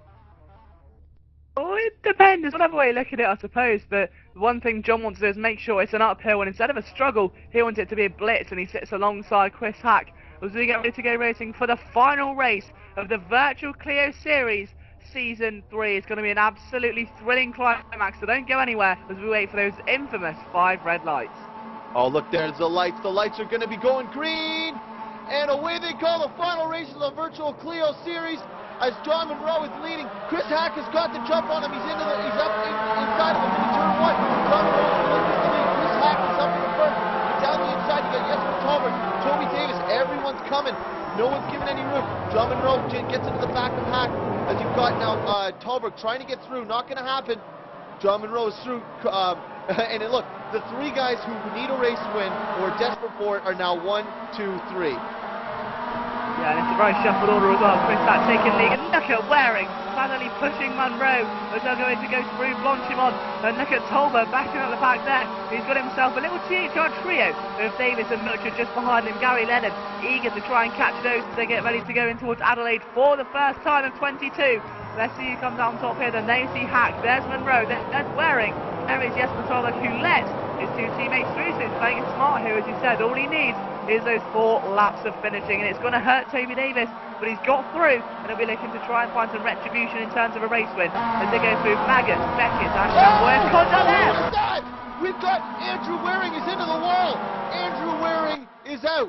So as we were just saying, Andrew Waring is out. Let's see if we can see what happens here, because Chris Butcher, let's see, that was Butcher. I'm just trying to see who caught into this. We're not. It should be that corner once again. Yeah, it is. It's that wall once again. Waring, it was hard to catch up to him, but Andrew Waring gets loose, clips the wall, and just sends off. Look at how close these guys are running, and Toby Davis just manages to sneak through. But we're back live as now it is Andrew Waring is out of this race in the same spot that ended Toby Davis's run for a game pod rig. Indeed, now you can see Toby Davis trying to push his way past teammate Chris Butcher. And look at Gary Leonard! What a bit of contact, what a move by Gary Leonard. I think a bit aggressive was the key term there, but nonetheless, he's hungry, isn't he? Gary Leonard, that was a fantastic job there. He wants to get himself up in towards that podium. He realises John, his main contender, is up in front of him. He needs a big gap if he wants to claim that 3rd position in the championship. As there you can see now Davis and Tolberg, and Davis may have a little slight temptation despite being teammates to make sure he didn't get the rig, but I'm sure THR teammates. Davis goes through, Tolberg realises what he has to do as they go in towards the first corner. One more time, Davis trying to get retribution on Gary Leonard, but Gary reluctant to let it happen, and Tolberg just got to keep his nose clean for 2 more laps. And you've got Davis in 5th place. But he's already wrapped his championship up. All that needs to happen is Talbot needs to cross this line 4 times to then seal up that prize. I mean, the prize was laid out at the start of the season. Everyone's been following it very heavily, and you can see Talbot's just kind of eased off. It's a big deal. You know, there's not many places you can go race for free and have those kinds of prizes available to you. Actually, I don't think there's anywhere, Liam. We're offering big stuff, and it's all thanks to, as you can see, GamePod signs everywhere. These guys are the reason that we're able to do this. They're our biggest supporters. So they're our biggest supporter. Our next biggest supporters are you, the drivers. Yeah, indeed, and one man who maybe not so supportive right now, with John Munro in second and Chris Hack. He would love to be in that first position. He's not letting Chris get away with it, but Chris has had a dream start, hasn't he? Oh, look how much room. John's gone very deep there. I wonder if Butcher may punish him for that one in the future. He's going to be aware, but that's just testament to how hard John Munro is pushing right now. He looked like he closed up for at least a second through there. I know he just lost it again by going a bit deep, but this man is pushing ridiculously hard right now. Well, look at Chris Hack's time. He's just ran a 107.5 out front. That was faster than anybody qualified that would have put him in second in qualifying, which is, he's running qualifying pace with full race fuel. So Chris Hack is no slouch, and he is not willing to give up this opportunity to take a race win. So you got Core Racing and MTR Racing up front right now, and this would be both Core Racing and MTR Racing's first Touring Pro Series win. And he would absolutely love it, wouldn't he, as well? It's a really big opportunity for both of these drivers. But of course, only one of them can claim that trophy. And Munro looking to have a better run out of that final corner. Let's see what he can do here. Then look how much draft he's got. The fastest lap of the race, the 107.430. As they go in towards turn one more time. Early break in there. But Hag, notice what he did. He broke a little bit earlier, just to make sure Munro doesn't try a dive bomb. So he caught Munro out there, and in turn that actually cost him a little bit because he couldn't go for a move. So very smart driving there by Chris Hack. Well, yeah, and I actually just did the looking up. Core Racing's best finish is a 5th place so far. They do not have a race finish better than 5th, and all of these stats that I'm looking up can be found on sorry, I'm actually looking at the wrong team. It's Core.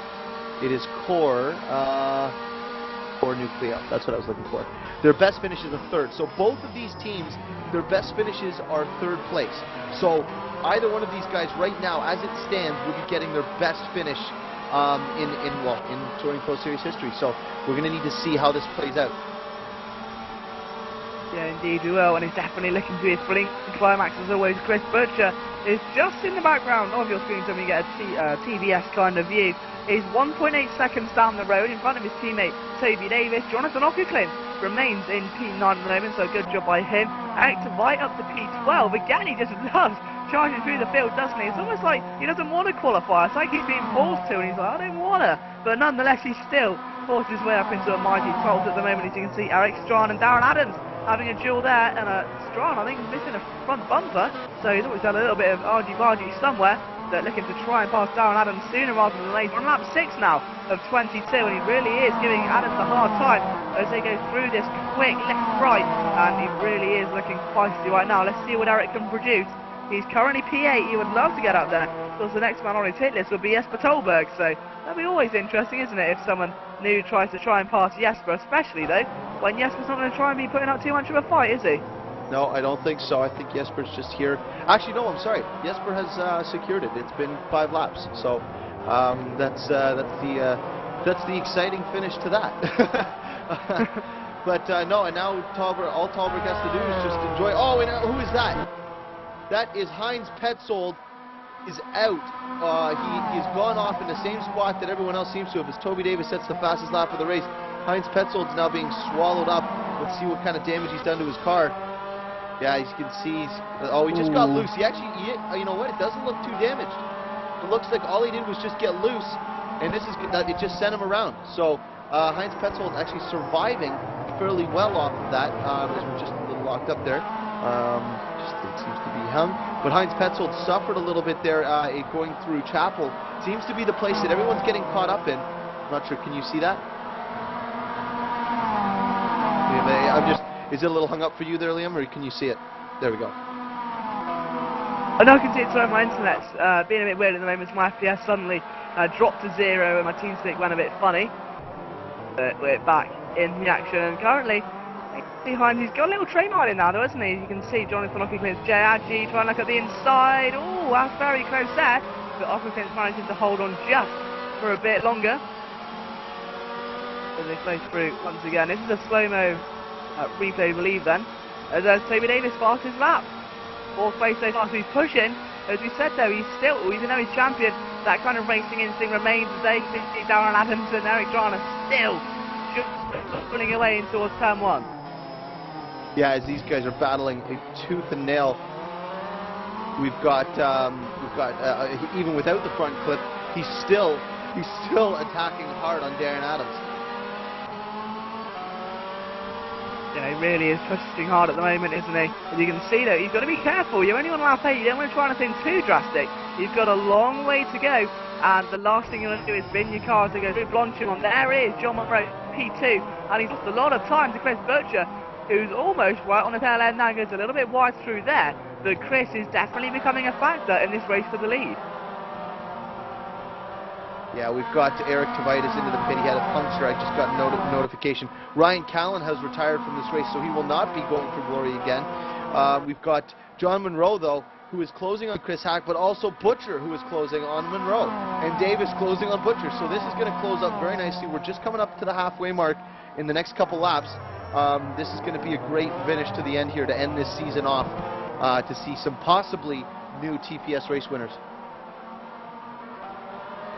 Yeah, it'll be always great for the series, isn't it? And especially for the driver themselves.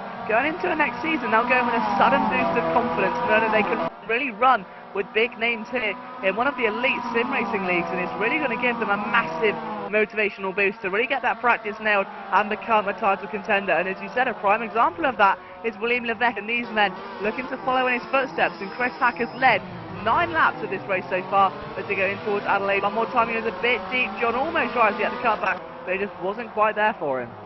No, it isn't, and you can see now, this is when the pressure's on. Chris Hack ran a 107.4 last time around. That was fast enough to be pole position. John Monroe, and that's it on him on his own, not with the draft.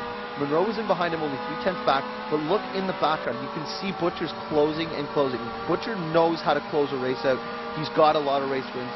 He's only here for the glory at this point, and Toby Davis is back there just looking to redeem himself from the first go-around, and also his giveaway of the chance at the game pod rig. But the big deal is that now Chris Hack has dropped his pace. He lost 0.3 of a second that last lap around, and look at how close Butcher is to Monroe, just after just a couple sets of corners. So now this draft is coming into play.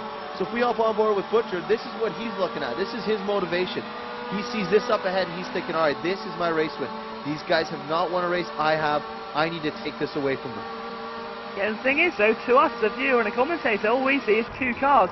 So Chris Butcher and Angry Lion, he just sees 2 bits of meat he wants to devour and really earn that top spot on the podium, and maybe again add another trophy to his collection once to end on a high, just as every driver does at the moment. But right now, though, those 2 charging young guns want to try and just slip between themselves, and Chris realises this. I think what he's going to do, he's not necessarily going straight down for a manoeuvre, just get close enough to your back. Oh, sorry to interrupt. Butcher wide in the hairiest spot on the track. It seems to be where it's bitten everybody today. Yeah, actually, just one of those corners, isn't it? It's almost reminiscent of a few corners around the world, almost like the bitch at Targa, Virginia, if you will, and that's actually the name of the corner, to be who are familiar with the circuit, and it always seems to claim some casualties, almost like Champions Wall again at Montreal. Was very reminiscent of that in terms of the drivers it's collected. Some big names out there caught out today, and however though, this man has not been one of them. John Monroe, Chris Hack still 1 and 2 at the moment, 0.6 seconds separate them. Chris Butcher not too far down the road, accompanied by his rear gunner of Toby Davis. So THR, of course, having already secured the first 2 places in the Constructors' Championship, just want to consolidate here, and a big moment there for John. He just got a little bit sideways, and again, running wide there goes Chris Hack. So the tyres may be starting to slip as Chris Butcher takes another 0.3 out of them. Yeah, look at this. This is the menacing sight that you don't want to see. I think Monroe looks a little more composed than he has, because he hasn't been throwing the car on too much. Just dropping a wheel here and there is not that bad, as long as you're not getting too sideways. But this looks like he could have a run here. He's got it. He's got the slipstream. He's in the right distance. Look at the move. He's got all sorts of speed. He needs to stay in the draft longer before he goes down to the inside. See, what he's doing wrong is he's moving out of the slipstream too early. Hack's wide, and so's Monroe. Butcher is through. Butcher's through. Monroe's gonna fight. What a move!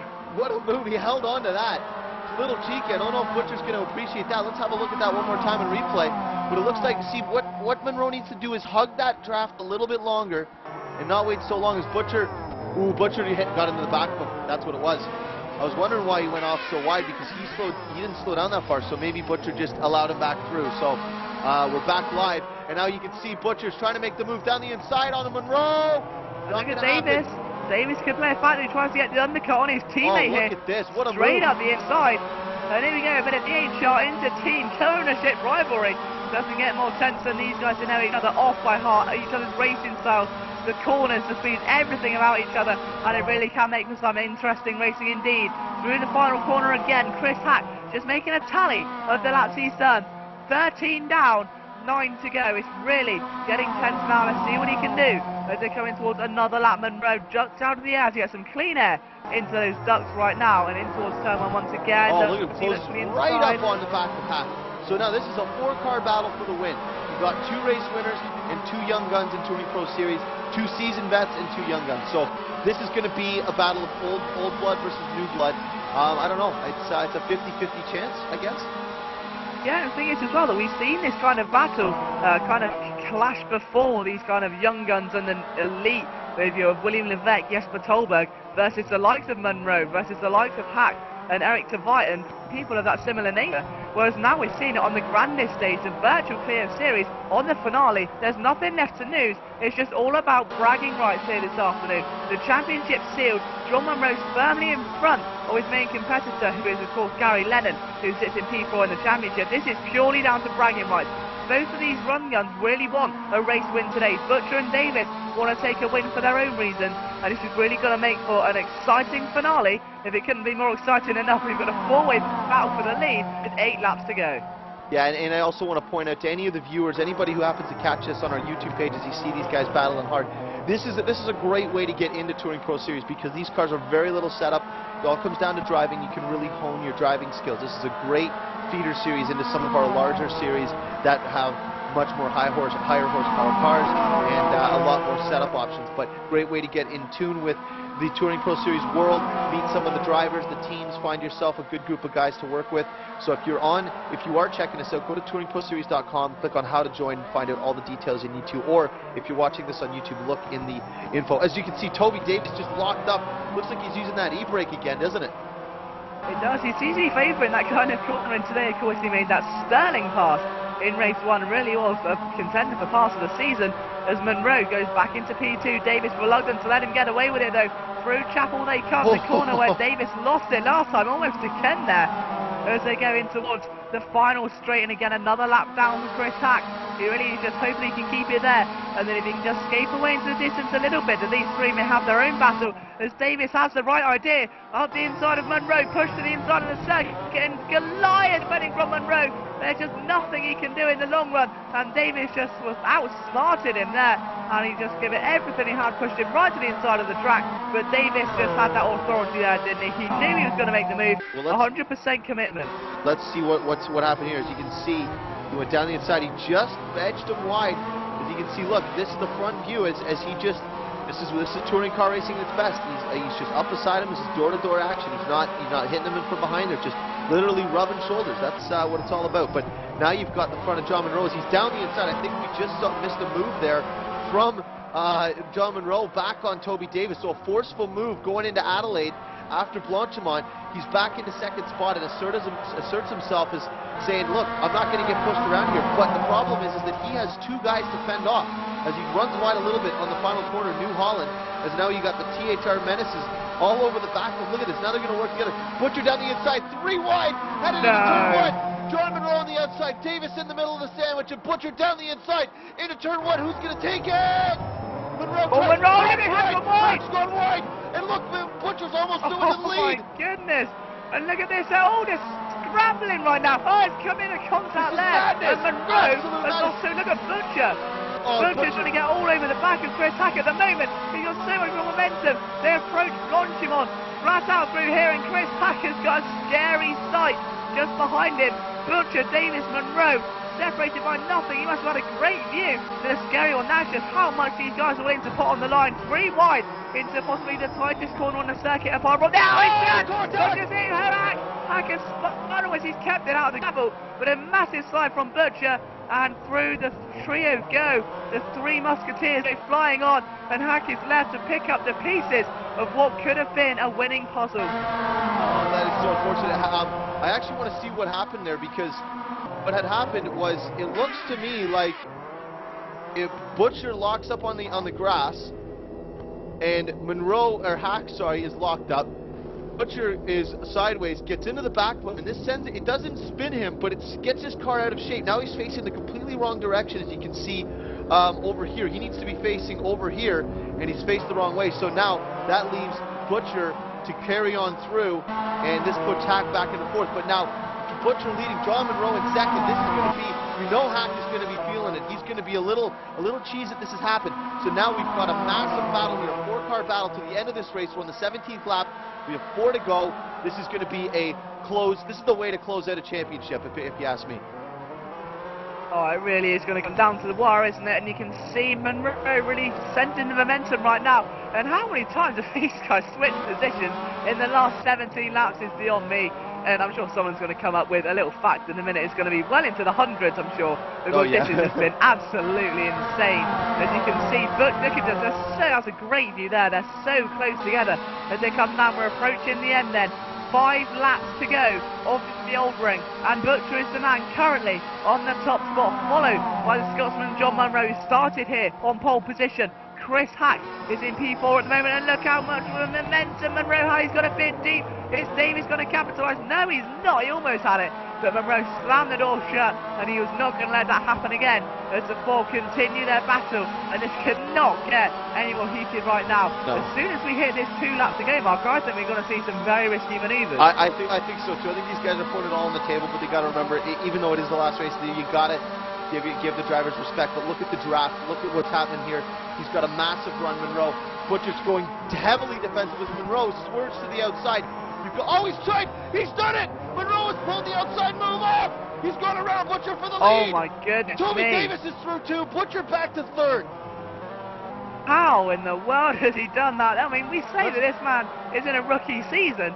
That was a move that you see veterans pull off. Look at that, he was forced to the outside as well by Davis. Oh, what a move by Monroe. Just asserting his authority on the track. Incredible move. Monroe now heavily defensive. Down to the start-finish line straight away. He is trying to defend off 2 THR drivers, 2 race winners, and the champion. Davis on the outside. Butcher down. Oh, he's gone right there, and they may just go through. Oh, look, sorry, I hit the replay button, but Monroe is getting squeezed. He's back to 3rd. Davis in the lead. And just like that, and a click of her fingers, it's from 1st to 3rd, and that's exactly what we were talking about though. I mean, there are victories where you can lead 20 laps, and that's just it, you win a victory. And then there are victories which will be as rewarding as this one, where you earn it, you earn every single second you've raced in that circuit, every single mile those tyres have worn on, and that is what the winner's going to feel as they cross the line in just a few laps time. Question is it going to be in a sideways Chris Butcher, and Monroe taps him. Monroe goes through. Butcher manages to salvage it, and he's side by side with Chris Hack now, who senses that moment. He knows he can get him as they get ready to come in towards Magus, Vegas and Chapel, but he thinks a lot better of that one. He don't want to risk an overtaking move through there, because just look how many victims it's claimed already, and there's cars from everywhere. I think that's a lap car getting out of the way. I think the last thing you want to do is the lap car getting away at this quarter. And look at this, now you've got Butcher. Butcher's going to be feeling the pain because Monroe did send him a little wide through that last corner, but I got to say one thing. The reason the front end of Butcher's car is all banged up like that is because he's already hit Monroe a number of times. So there can't be any bad blood because Monroe pays a little favor back, but this is touring car racing literally on the edge. We're on the penultimate lap right now as John Monroe is looking to get his first race win. John Monroe is following Toby Davis, who is leading. Toby Davis, who has already been crowned your champion here. Toby Davis is going to try anything he can to salvage a result out of this weekend here. Yeah, and he's coming under a bit of pressure though, isn't he, from Monroe? Oh, look at him, right on the inside! That's risky. Whoa, Monroe's gone wide, and Davis has gone a bit deep as well. All 3 of them had very scary moments there, and Monroe forces his way back onto the track alongside Chris Hack. He will take 3rd position, but for how long? I mean, you may as well throw over a blanket over all these bodies. Still going to get a reliable I think I saw result. Davis get loose there. Davis, oh, that was Monroe. Monroe's gone off. So now Hack is up to third. It's THR 1-2. We've got Davis, Butcher, Hack, and Monroe. Monroe got loose through the final set of corners through Chapel. He went wide, and now he's fallen back. He's now out of the top three as Hack goes wide. Hack goes very wide. Through. We're on the penultimate lap here. Monroe's now got another shot. This is breathing new life into Monroe after making a little mistake. Hack's making mistakes. Monroe's making mistakes. It's showing the seasoned veterans are able to keep it together a little bit more at the end of a big race like this, where the pressure is on and you can feel the weight on your shoulders.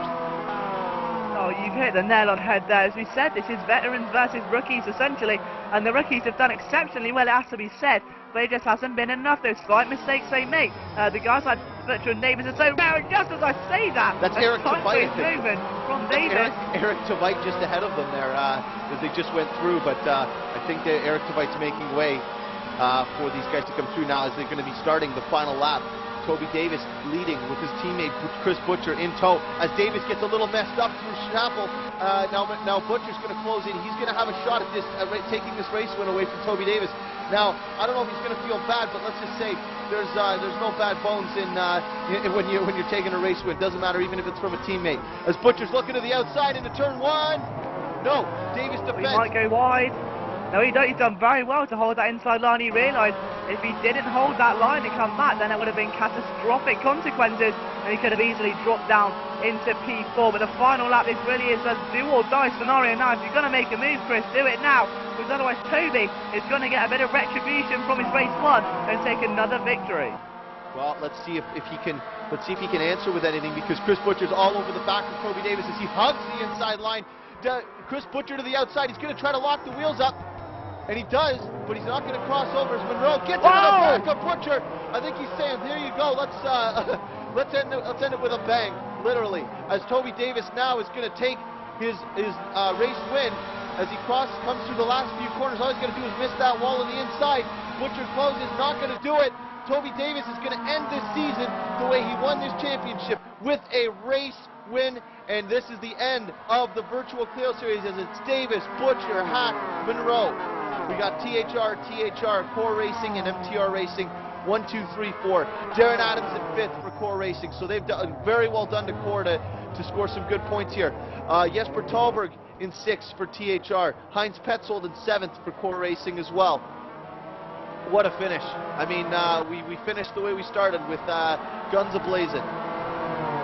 Absolutely incredible scenes here. We always say when it gets to the end of a series, let's make it a good one. This was just exceptional, wasn't it? We saw everything that the TPS has become known for, and just tripled it, at least not times by 4, because we just had everything there. We had thrills, spills, excitement, drama, retirements of big names, and new names coming through and making a statement. But in the end, it was Toby Davis, the championship winner, who takes the final victory of the season, and I'm sure he will make up for lost time, and that will be a little bit of a consolation prize after not being able to be eligible for the game on rig. But nonetheless, so just take a reflection on the season. But Keith, I mean, I know you've been here the entire way. Just how was this as a season? It's been so competitive from the start. Oh, it's been incredible. I mean, and again, I got to point out that we consider this is definitely our feeder series. This is to get people comfortable racing amongst others in large groups on very tight, twisty circuits. This is what you need to do if you're looking to get into sim racing. This is the place to do it. Come to Virtual Clio Series, start off, get yourself comfortable. rFactor is a great sim, easy to work with. There's very little setup to it, but you can see that the racing that's brewed here is incredible. It's very close, it's very tight, but it's a training ground for you to move into our bigger series. But you can see this is how we ended. We ended this season the way we started, with some incredible battling and some incredible racing. We had already crowned our champion, Toby Davis, which is a great deal for him, because I know how hard he has worked to win a championship here with TouringProSeries, because he's literally put in 85 after this, and finally comes away with a championship. So it's a big deal. It's a big deal for him to do so. But we will be coming right back in a moment. We'll have a word with some of these drivers who are with us today. We'll just get their point of view and find out how their race went, and we will be right back after this.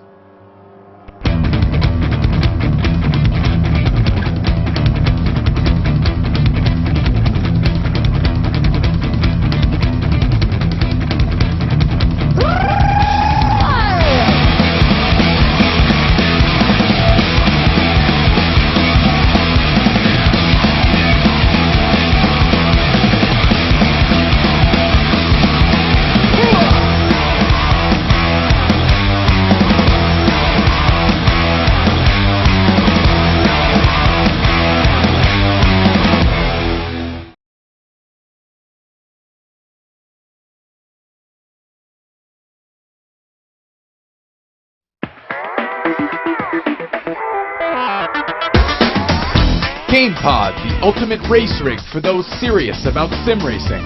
Puts you in the driver's seat with all the controls at your fingertips. Be number one on the road, in the race, in the game. GamePod, the choice of champions.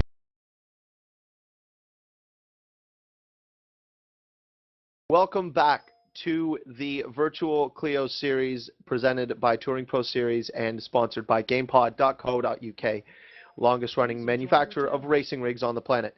We are here for the post-race driver interviews. Actually, sorry, post-season, as we are now closing out this fantastic season of Virtual Clio Series. We have our champion is crowned, and we do have him here with us, also suffering some joy and some heartache. Toby Davis. User joined your channel. Hello. We caught everything. Yeah. I don't really even know how to say. I sympathize. That's all. Really, that's the first No, thing. no. You know what? I don't need any sympathy or anything like that. It was completely my own fault.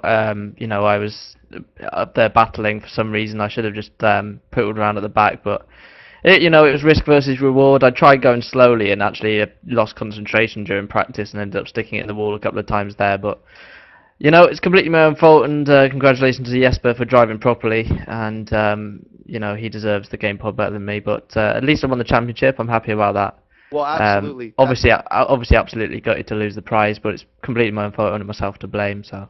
Well, I mean, this is a long time coming. I know you probably you've already been talked to about the championship, but I mean, I'm just like, it's got to be a relief for you. You've come so far in championships to only just be the bridesmaid. Now you're the bride. Yeah, no, it feels great. And what also feels great actually is that I knew I had the pace to take at least one race victory here, and I fancied myself in race one as well actually. So you know, I mean, it's been one of those seasons where I've just for whatever reason lucked into a reasonable setup or just come on good, and it's been great. And to have THR at the top of the teams championship as well, you know, it feels good. It does feel good. I'll get over the game pod probably by tomorrow. Yeah. Well, I mean, you've done a great job this season. You're now finally a Touring Pro Series champion. You had some great battling out there with your teammates. Yeah. Well done on the championship, Toby. Tough luck with the giveaway there, but there's always next year, I guess, right? Yeah, definitely. Yeah, cheers, mate. One thing I would say, cheers to Chris Butcher, Chris Hack, and John Munro for the battling race too. It really cheered me up. It was a quality battle. Absolutely. It definitely showed well on the broadcast. We saw some great stuff. So thank you, Toby, and well done this season on the championship. Liam, do you want to talk to Chris Butcher? Yeah, absolutely. So, Chris, I mean, race 2 was just absolutely incredible. You had some ecstatic battles there, and I think me and Keith both must have screamed and deafened a few members of the audience during that one. Just talk us through it. Yeah, it was a bit hectic, wasn't it? I qualified badly, but got a good start to the race, and as soon as the guys started battling, I was on the back of them. Briefly got into the lead. I need to apologise to Chris Hack a little bit. He ran deep on the brakes. I was already committed to the turn. Unfortunately, I tagged the back end of his car. User left your channel. But yeah, good battle, good fun, nice way to end out. You know, end the season. So happy. In the last race as well, I managed to clinch second in the Drivers' Championship, I believe, and I also believe THR Red managed to finish second in the Teams Championship. So very happy with that, and happy with my recent run as well. You know, I've had a win in WSS, the two race wins in the minis, and a fifth and a second here. I'm pleased with that. Yes, you had a great run in race 2. Obviously, race 1 was a little bit more of a troublesome for you. I mean, you had a great battle again to start with from, and just what happened in race 1? Are you meaning lap 2, turn 1? Yeah. I couldn't spot my braking zone properly, so I obviously had the two guys in front of me, and I couldn't really see where I were going, and I just judged my braking off of them really. It was a bit too late, so I went off. I was lucky actually to keep it out of the wall, but yeah. Oh, well, I'm sure race 2 definitely made up for that one, so we'll let you go and cool down for a bit, and I believe that Keith has actually found the winner of race 1. I have race 1. Jeez, I'm having a moment here. That was me, Keith. Ryan Counts. Sorry, I had it written down. I had it written down in the midst of 100 different pieces of paper. Ryan, so I mean, it's been an up and down season, obviously, with not competing the whole season. It was about glory, obviously, and you went for it. Tell us how your race 1 went. Well, this season's been very much win or bust. To be honest, I've either retired or won, I think, in every single race apart from one. Yeah, first race, I actually I did a decent qualifying, got front row. I got decent start to the race, and I noticed about 2 laps in that I'd still left my qualifying tyre pressures on, which were about 20 kPa too high. So the car was incredibly bouncy, and the tyres were wearing out because they were too hot, and there was no grip because they were too hot. So they were particularly slow. And after an early battle with Toby and Chris, which ended with Toby and Chris both made noobish mistakes on their lap 2, and then of course Toby had the unfortunate, it just disappeared. I presume he'd hit the barriers at some point. I was gutted for him actually. And then I had a great battle with John, and it was pretty easy to defend on this track actually. Just keeps the inside, and the tight corners were difficult to get around. So well, we actually coined it as if we were going to scale your defending out of 10, it was a 12. Well, it was quite easy to stay on the inside. It wasn't. Fine, 11 and a half. Well, it wasn't even wasn't chopping or anything like that. It was a simple case of staying on the inside in 2 corners on each occasion. So, and my throttle was also playing up quite a bit. I was only getting about 95% throttle half the time, so I had to really push it down. It's difficult to tell. You know, I can't do that when I'm coming out the corners all the time. So that was difficult. Yeah. So then of course John made the mistake which I was waiting for, and I was able to take the easy win really. Definitely. Now, Liam, I think you've got John Monroe there. Yeah, I have. So, John, pole position in race 2, another one to your tally for you. I mean, this season really has been a massive, big boost for you, but just how was this finale weekend this week for you? Oh, incredible couple of races, to be honest. Disappointing that didn't even get a podium out of it. But I mean, I've not got really many people except myself to blame. The first race was, well, I thought that was my chance. You know, I was just thinking, right, this is it. Me and Ryan were clear. A couple of guys had made mistakes. Toby's card flew over my head when it bounced back off the wall, which was very interesting to say the least. But yeah, I was just pushing Ryan all the way, and I've learned from. I mean, I was pushing him probably too hard. I was trying to make too many moves, and I've learned from that. So you know, I'm still learning all the time, and it's definitely going to improve me for next season. But yeah, just a rookie mistake, to be honest. Lost a bit of concentration, got a slight distraction, and lost the back end through the chicane and put it in the wall. So to be honest, I was lucky to get 4th. But it was a really enjoyable race, and Ryan's defending was definitely over 12 out of 10. To be honest, there's nothing I could do about it. But race two was just incredible. We had well, definitely the funnest battle I've ever been involved in. Shame I came away, you know, the back end of it, but you know, I did feel the driving was, although it was good, exciting racing, it was a bit overly aggressive, and I mean, I did, you know, adjust to that after a while, and I started being a bit over aggressive myself, so I apologise for that. But I do think it needs, you know, I think it needs to calm down a little bit. Because there's a couple of times where I got bumped straight off from the lead out of the corners, which I wasn't too chuffed about. But you know what happens, and I'm definitely ready for next season. I'm learning all the time, and yeah, hopefully bring on season 4. Yeah, I was going to say, I mean, you come into this season a rookie and you've raced with some of the giants of Touring Pro Series. You've got the likes of Tolberg, Toby Davis, and some of the big names out there. So what have you managed to learn from this season? Obviously, you've been up there fighting for podiums, fighting for pole positions. Just what have you managed to take from them in terms of racing? Have you kind of improved your racecraft this season? Oh, definitely. It's made a massive difference, to be honest. And at the start of the season, I think I was overly aggressive, and I think I was being too negative, you know, thinking, oh, a top 10 would be amazing, and it's not going to help, because I think I was being too passive, and considering, you know, the driving standards at the start of the season weren't the greatest, and yeah, I was letting too many cars pass, making a few mistakes, which you know is expected, but yeah, definitely come on through the season. My results seem to got worse, but I feel like I've been driving better. I've learned to be a lot calmer. And yeah, basically next season I'm just going to be, you know, pushing for the win first, and then championship comes next. Okay, great stuff, John. So we'll let you have a breather, and I'll hand you over to Keith Barrick. Yeah, I just wanted to have a quick word with Heinz Petzold, who we've seen. Heinz, I do believe you're there. I am. Just a quick word, because I've been noticing your name popping up regularly and all across TPS. You've been getting a lot of airplay, and you've been showing some good results. Are you pleased with with how things have been going in Touring Pro Series? Well, I am pleased, yes. This is a new venture for both myself and Darren Adams, my teammate. I think we've done quite well this season. Darren, a lot better than I have. Got stuck in quite a few incidents during the season that were not my fault and was just a bit unlucky, but tried my best to just stick to it, stay on track, keep the lap times coming, and seeing what happened. Today was quite a very nice result for me. I think I 2 top 10s.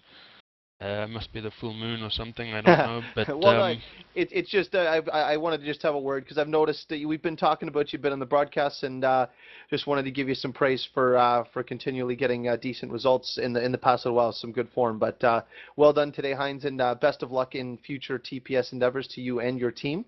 Thank you very much. I just want to have a quick word with Jesper Talberg, the Iceman. So obviously you know how things went today. How would you describe what happened to Toby? Well, snoopness. I was waiting for it. Thank you. You delivered. No, Jesper. I mean, obviously it's not the way you'd want to win it, but it's you were in team speak with Toby. How upset was he when it happened? I can't really describe it. It was bad. It wasn't too bad, Emo, but well, yelled a bit. So he's surrounded with noobness, and you capitalized on his noobness, and you've come out again victorious with the GamePod supported league. So I just got to say, well done, Jesper. You've had a great season. You've look forward to watching you race in WSS, and well done today. So thanks, Jesper.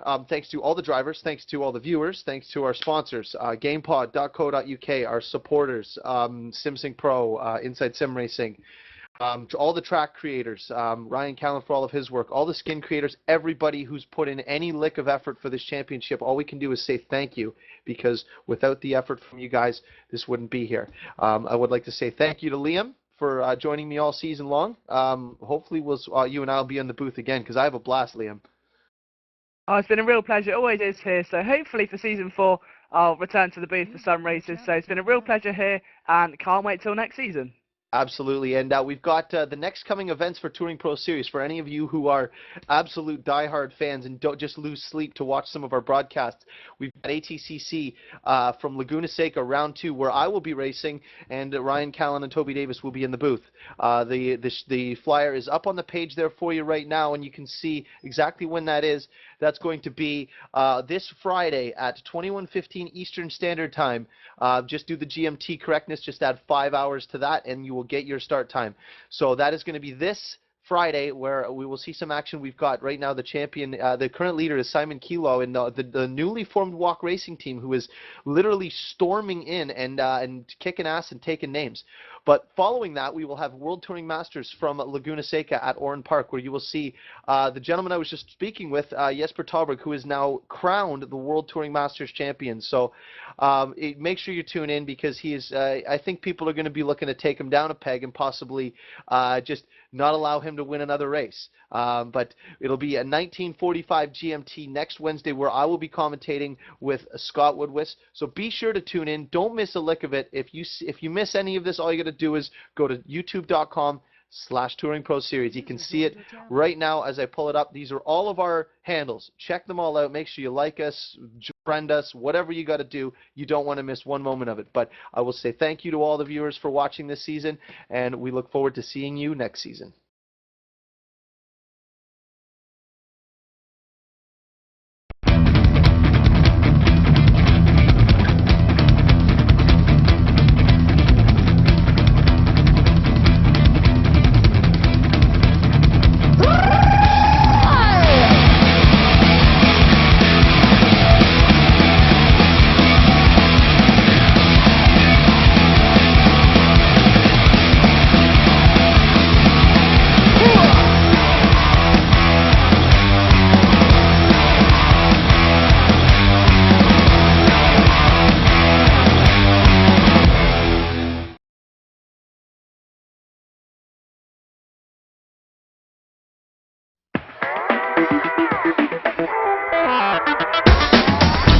GamePod, the ultimate race rig for those serious about sim racing.